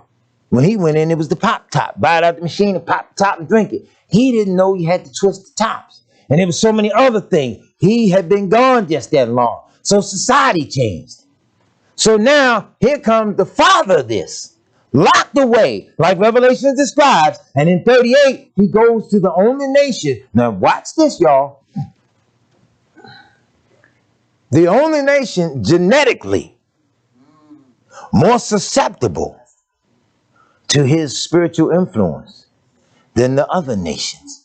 Because they have an ingredient in them that allows their vessels to fight it off. Just like they say children got the strong immune system and can fight off whatever this stuff is in the air, more so than the elderly. Are y'all getting this? So the ones that are more susceptible to receive his spirit, he comes straight out of prison and go up to the north and go get them. He puts it in their mind, hey man, look how the place done changed. The cities are brought back. There's peace. There's no war. There's no nothing. They don't even put locks on their door. They ain't even walled the city off. We can go take it. Just like it's in the man's mind now. Go take this, go take that, and the other. You don't want no weak army. If you're going to build an army, you want to at least build a strong army. So he just practicing. He ain't going to be around when it comes, but whoever it is, 1,000 years after the Messiah and set his kingdom up. Toward the end of it, here come Gog and Magog, going to overtake Jerusalem. This is a communist nation. This is an atheist nation. This is a nation that don't believe in the Almighty. Which is why Yahweh don't let Yahshua destroy them. This is personal now. This is ultra personal. This is when you talk about weather modification. Yahweh shows you how you modify the weather. When he make it rain, he makes it rain down fire. Now, there's nothing new in the earth. So when he burned up the city of Sodom and Gomorrah, and there were 5 other cities that surrounded them, keep it in mind, 7 cities. When he makes it rain, he sent fire. Are y'all getting this? So pay attention, because while everybody all up in arms, what Putin is trying to do, he's trying to claim all of that region back and saying that this was ours anyway, long before the Lenin even set up the Soviet Union to do it the way he did it in 1917. You got to know enough about history to catch these people, because they'll be running stuff and have you out with pom-pom cheerleading their cause, and you don't even know what you cheerleading about. Like Brandon Scott, or Brandon in the White House now, you know. Verse 8. After many days thou shalt be visited in the latter years. Thou shalt come. Notice he said in the latter year. What I say around 988, 999? At the end of Yahshua's reign now. Thou shalt come into the land that is brought back from the sword, and is gathered out of many people, against the mountains of Israel, which have been always waste. But it is brought forth out of the nation, and they shall dwell safely, all of them. They shall ascend and come like a storm, and thou shalt be like a cloud to cover the land, you and all your bands, and many people with you. See how it works? Thus saith Yahweh Elohim, it shall come to pass that at the same time shall things come into your mind. Thou shalt think an evil thought, and thou shalt say, I will go up to the land of unwalled villages. I will go to them that are at rest, that dwell safely, all of them dwelling without walls, and having neither bars nor gates, to take a spoil and to take a prey, to turn thine hand upon the desolate places that are now inhabited, and upon the people that are gathered out of the nations, which have gotten cattle and goods that dwell in their land. That's prophecy. Those were some of the things that Daniel saw coming down the pipe. Now, you mean to tell me we don't see this stuff happening? You don't see them unfolding and prepping for all of them? They're prepping for the New World Order. All right. Verse 14. Therefore, son of man, prophesy and say unto God, thus saith Yahweh Elohim, in that day when my people Israel dwell safely, shall not you know it? And you shall come from the places out of the north part. Look at the map. North. You and many people with you. All of them riding upon horses, a great company, and a mighty army. And you shall come up against my people of Israel as a cloud to cover the land. And it shall be in the latter days. And I will bring thee against my land, that the heathen may know. Here, know me, when I am sanctified in you, O God, before their eyes. Verse 18. And it shall come to pass at the same time when God shall come against the land of Israel, Yahweh Elohim, that my fury shall come up in my face. For in my jealousy and in my fire and in my wrath have I spoken. Surely that in that day there shall be a great shaking in the land of Israel, so that the fishes of the sea and the fowls of the heaven, the beasts of the field, and the creeping things that creep upon the earth, and all men that are upon the earth, shall shake at my presence.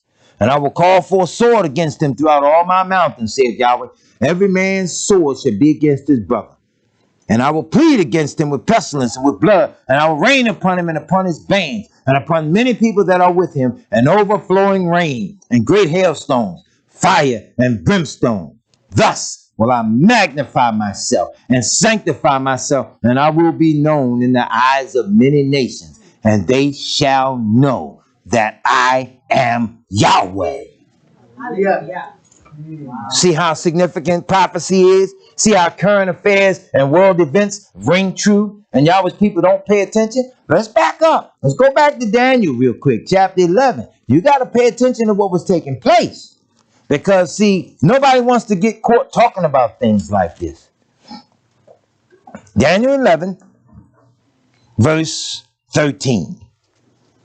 For the king of the north shall return, and shall set forth a multitude greater than the former, and shall certainly come after certain years with a great army and with much riches. And in those days there shall many stand up against the king of the south. Also the robbers of thy people shall exalt themselves to establish division, but they shall fall. This is the people who want to set their king, Lucifer, right in Yahweh's land, and say he the man. The 10 kings that say, we'll have you rule over us. They'll give all their power and strength unto him. So the king of the north shall come up and cast up a mount, and take the most fenced cities, and the arms of the south shall not withstand, neither shall his chosen people, neither shall there be any strength to withstand. When this new world order comes down on the world and the people showing up, most people ain't going to have no strength to stand. They're going to have to fall in line with it. Even poor little Israel going to be hidden, scattered, despised, scouting, on the lookout, looking tough, looking terrible, suffering, struggling, yet Yahweh with them. This is why I keep getting on us saying, stop playing with the Most High. As rough and tough as it is right now, we want to be right with him so that we are protected from these things to come. We still playing around. Cheating and lying and hypocriting and just poking, trying to be with the world. Now ain't the time for that. Get your ass together.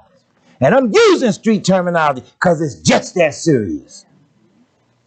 We thinking the world gonna rise up and respect us because we wrapped up in wearing Hebrew clothes. That don't mean a thing. The worst is yet to come.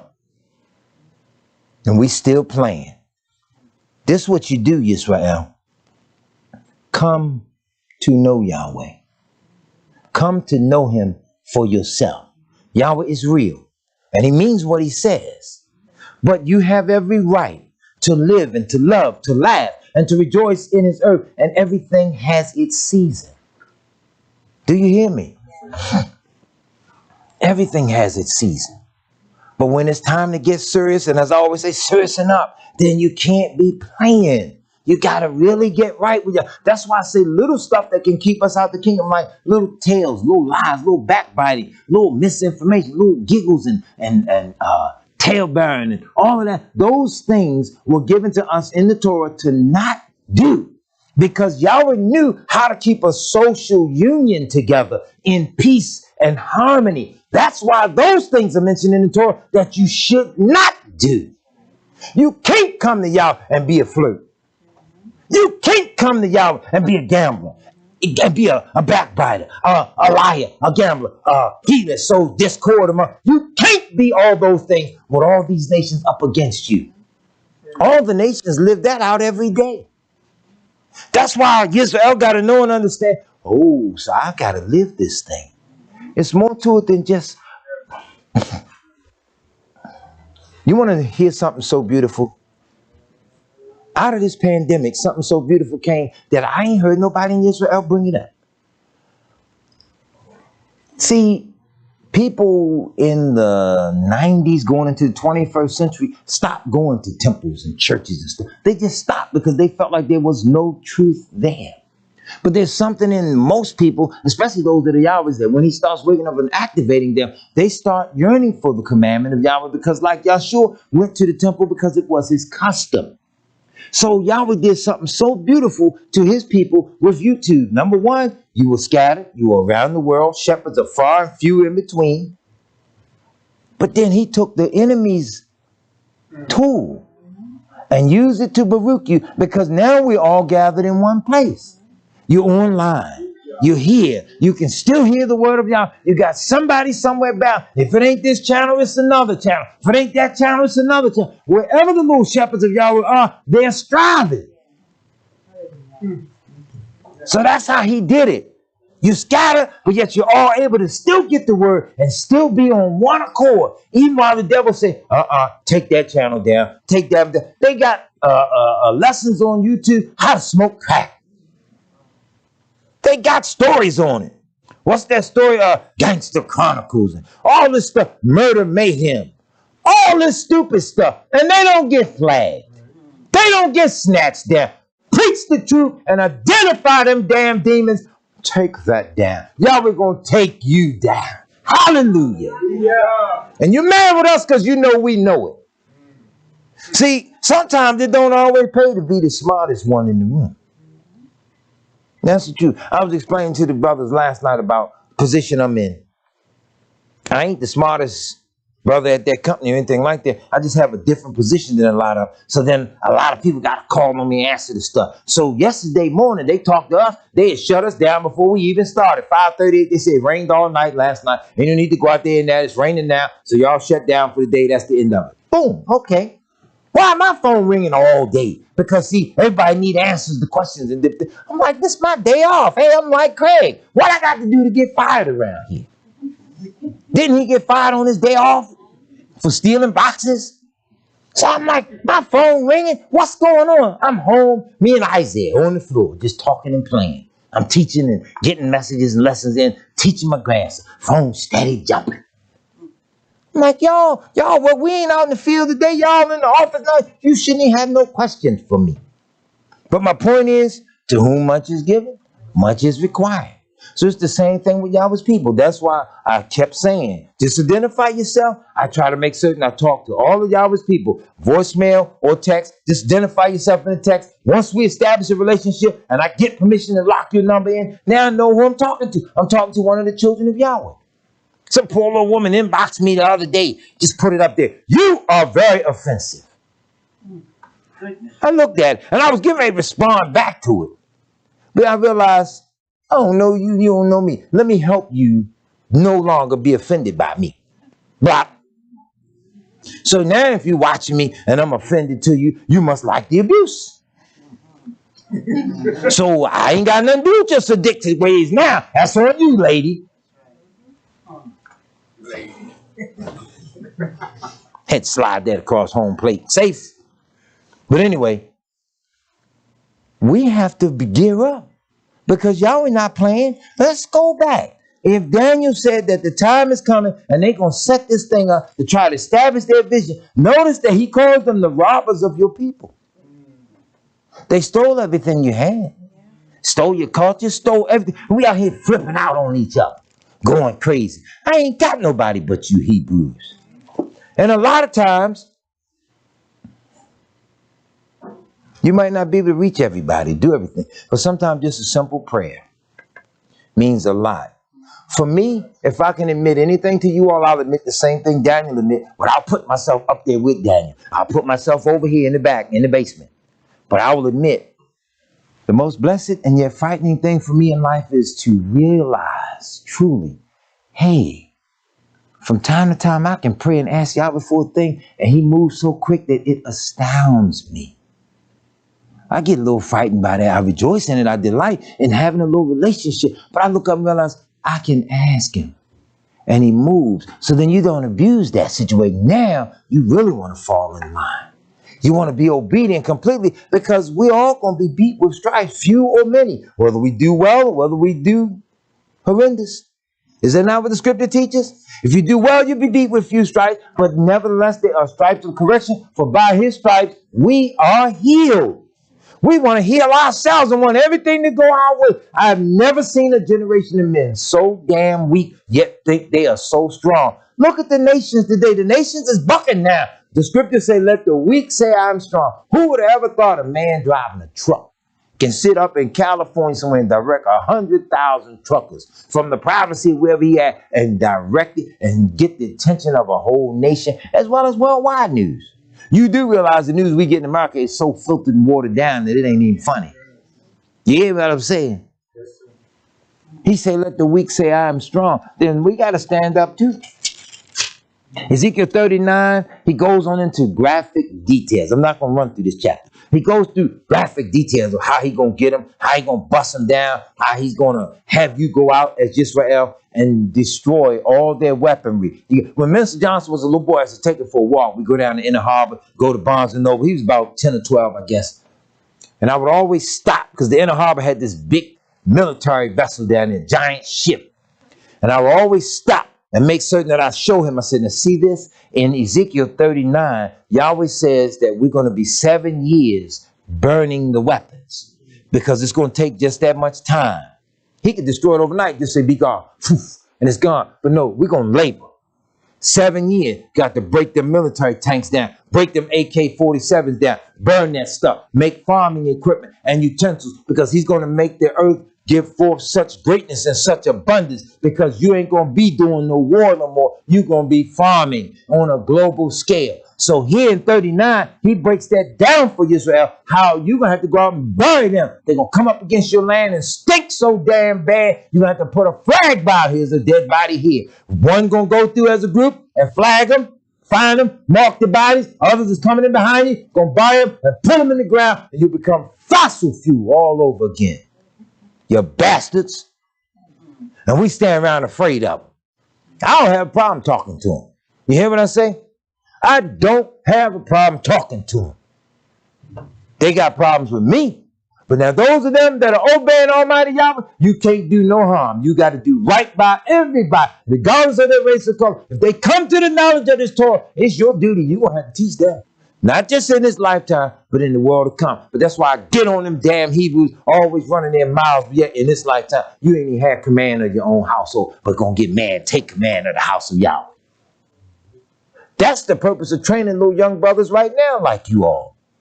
Days and times to come, old men like me, we'll pass off the scene. We don't know how many more years we got, but if y'all allow another generation to rise up behind us, you got to be just as strong as your predecessors. You got men now, they convert, come in, sexes. I want to be baptized. I want this, that. They're going to rush you to do something. You sitting there feeling and discerning their spirit. They still hustling and gambling and conning, still talking and acting like they're in the street. Sisters walking by, they eyeballing a butt. Yes, I'm talking about what I've seen right here. I sit right there and look at the man. I wanted them to know, now, I see exactly what you're doing. Yet you got a wife. Now, see, people get offended when I bring stuff like that up. And a lot of times, I don't have to say it into their face. My facial expression show, I'm on to you, brother. These are things that have happened. I don't play in Yahweh's house about his people or his children. And, they have the audacity to get mad at me for standing up for them. So I'm supposed to just let you do what you want to do. So your spirit of lust and all this stupid stuff, you're supposed to be free to do what you want to do. Plotting, complaining, upset. I'll get rid of her. I'll get another Hebrew sister. This is the stupid type of conversation men have held right here in the assembly of Yahweh. And you just look at them, say, oh, just like that, just get rid of her because you don't want her no more. Is that how it goes? Suppose Yahweh don't want you no more and decide to get rid of you. We don't know how to love because we don't love Yahweh. That's how we in the trouble we in. And now you understand why I say I don't play with young men? Sometimes because a lot of them old men. Don't be old and dumb in Yahweh. Get wise while you're young. He said, keep these commandments and do them, for this is your wisdom and understanding in the sight of the nations. I had a man get mad at me. He be mad. He calls up on my case every day. I don't give a damn that you 79 years old. I drew the line on him. Got offended because I got on the brothers on my job talking about little sexual exploits and all this other stuff. So I got down on them in front of him. He took offense to it because that's his type of conversation. He liked that. And he's been married 4 times. Cheated on all 4 of the wives. So because, well, I'm teaching you. I'm trying to teach you. I'm trying to make a man out of you. I said, so whoa now. Let me help you, get you straight. And I kind of walked up on him. I don't care that he got offended. I said, so what you're saying then is that my father didn't do his job. So my father fathered 7 of them. And if you don't know, he married my mother before any of the babies were born. Let's get that thing straight. And he wasn't running around playing cat and mouse on my mother. He raised men. He didn't raise chickens. So the day I take marital advice from a man that had 4 failed marriages from cheating on all of the women, that's the day I don't need to live no more. I bust him so damn bad, so he got it out for me. I don't give a damn. I said it and I'll say it and do it again. I stand for Yahweh's word and ain't going to back up not 1 inch. Let nobody talk to me like that because you got a fornicator's mind. If you don't get check of stuff like that, even in the house of Yahweh, brothers and sisters, they'll tear the place apart with that type of spirit. And you have to check them. I don't give a damn that they get mad. I'd rather stand for Yahweh's Torah and everybody get mad at me than take down and we all friends. And we all going to hell. You don't like the truth, this the wrong place for you. You don't like Yahweh's word, this the wrong channel for you. You don't love Yahshua, this the wrong earth for you. And he got a place for you. Just hang on. Just hang on.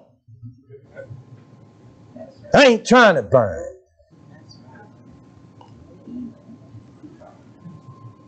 Yahweh said he's going to let Russia know. So the house of Israel shall know, this is Ezekiel 39:22, that I am Yahweh their Elohim from that day and forward.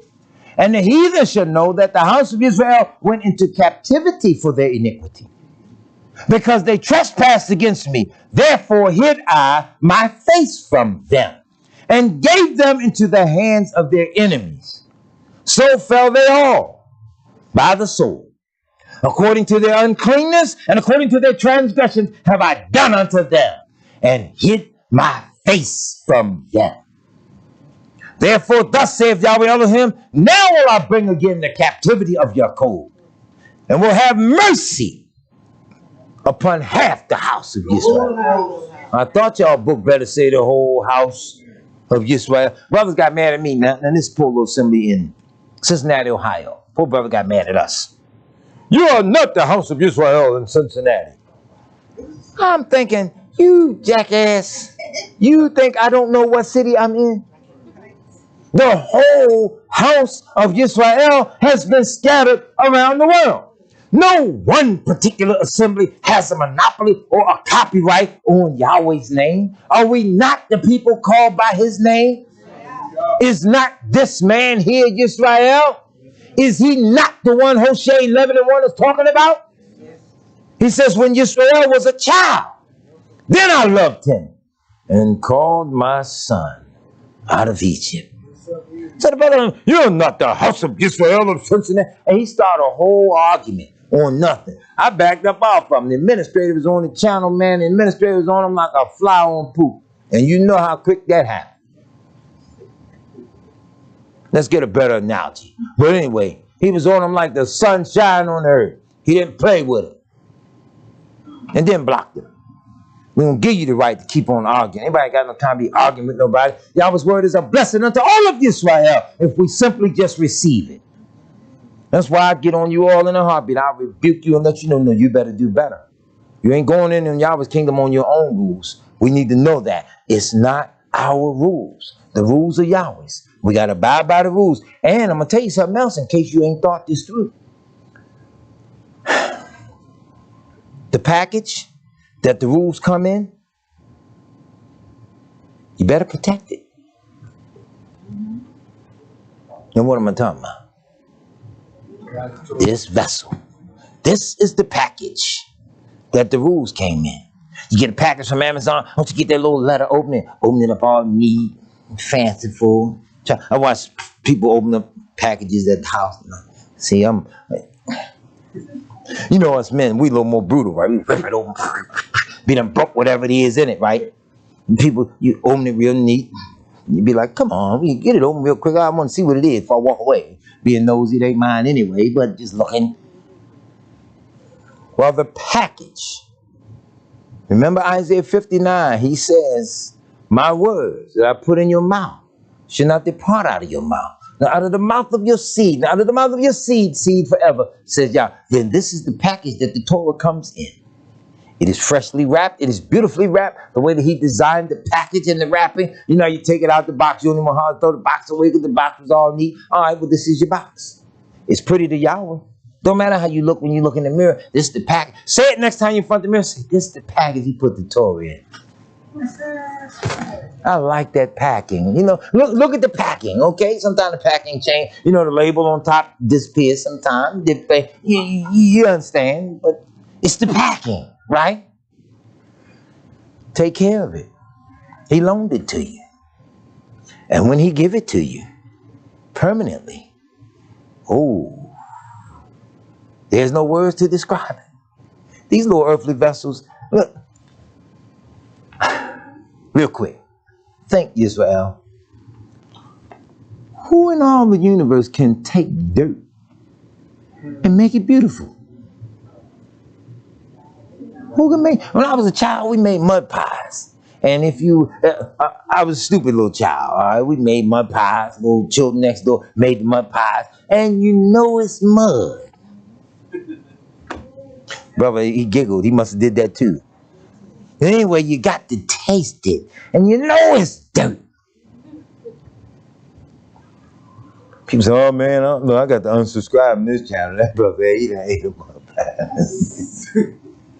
But I did it. As a child, you got to taste it. But who can make dirt? Make it so beautiful. And like the sister said to me the other day, people don't realize how Yahweh made dirt. We're all made from dirt. Then we get around and think we're better than other people. Hey, we tear down houses. We got to backfill them. We got to put dirt back in there. We put in what they call select fill. That's all kind of stuff.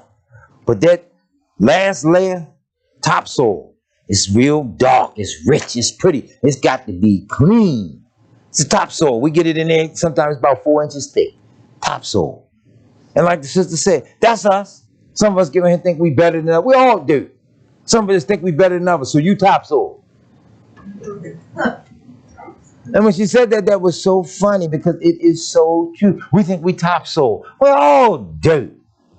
Take a bath and see how quick you get up out the water. Look, woo, look at that. You don't even want nobody to see it. But it's dirt. Oh, y'all must, okay, see, touch home, You don't want nobody to see it. That's right, that's true. Right or wrong, come on now. It's dirt. No matter how black you are, how yellow you are, no matter how white you are, it's dirt. It came off you, right?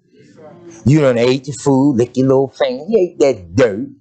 You done made your food, you squeeze your little ground beef together, you broke up your vegetables and all, put that dirt on them vegetables. Come on now, act like you don't. Watch y'all get in and put that dirt on their food today. Don't let it be no finger food. Then why everybody gonna be using a fork now?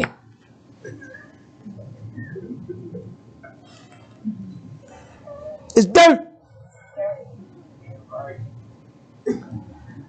But he loves it.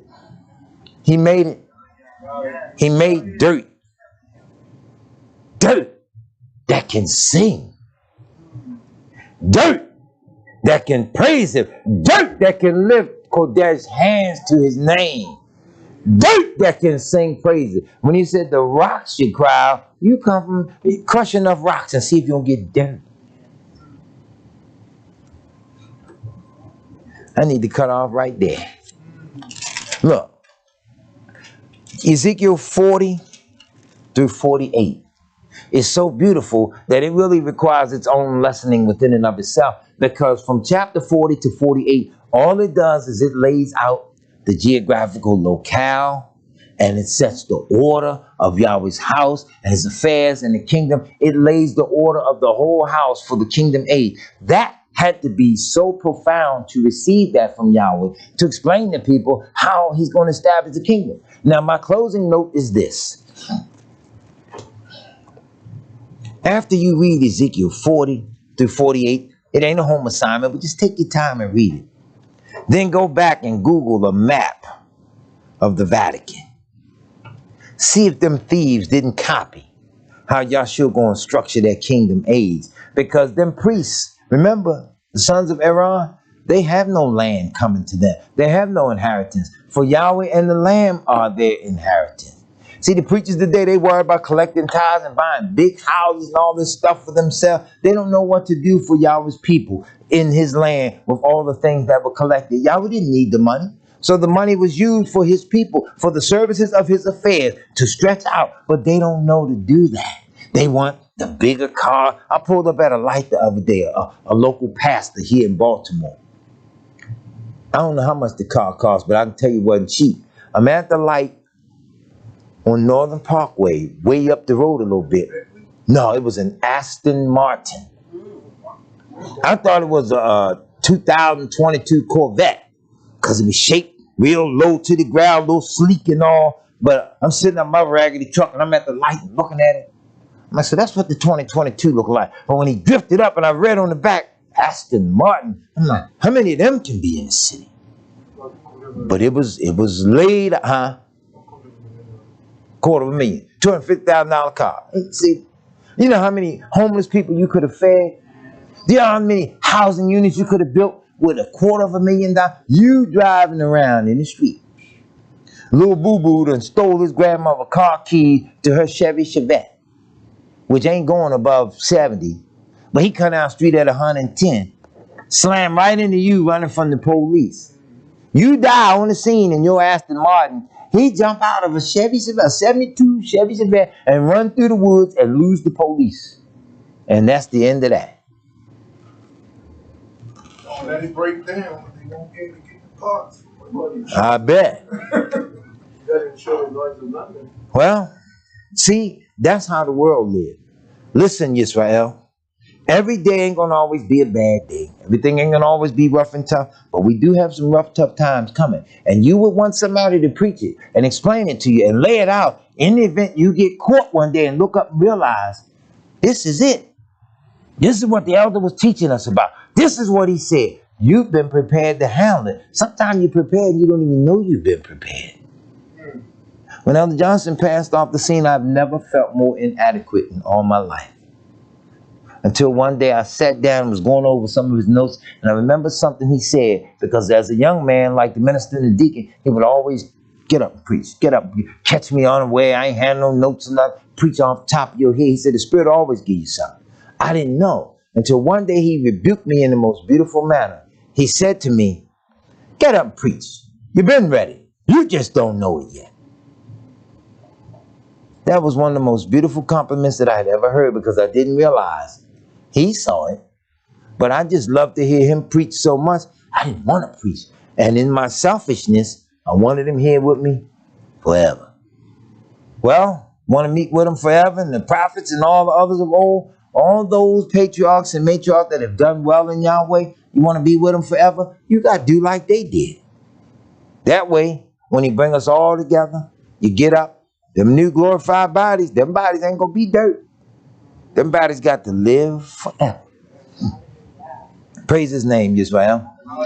Blessed be the name of Yahweh. I told Yahweh for each and every one of you, for your kindness, for your patience. I told Yahweh for even you. Yes, brother? I told Yahweh for even you as the family online. I told Yahweh for your electricity. Because through your electricity, you're able to sit still and to hear us. You write us letters and text and call, email, offerings and things to support us in all the way. We told Yahweh for all that he's done for you, and may he continue to do more for you. And never forget your households, your families, and all those things. And remember, you serve Yahweh as the up and coming weeks. We're going to lay out the feast days, the laws, and all those things for you. We're not going to forget you in any detail. So you keep us in prayer at all times. And may the blessings of Yah never depart from your homes. Shabbat shalom, and happy Shabbat to you all. Shabbat shalom.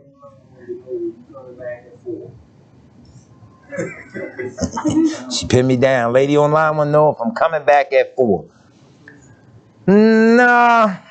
Y'all women, let's save all that for another time. I was going to try to do it at 4, but I actually just rushed us through it a little bit, and I tried to just give a brief summary of it. I won't wear out the patience of any of you at home, even if some of you are patient enough to sit still all day. We told y'all for that type of kindness, but let's enjoy the simple solemnity of the day. He did give us all a day of rest, and I've learned in my years that you do have to learn how to just take your rest.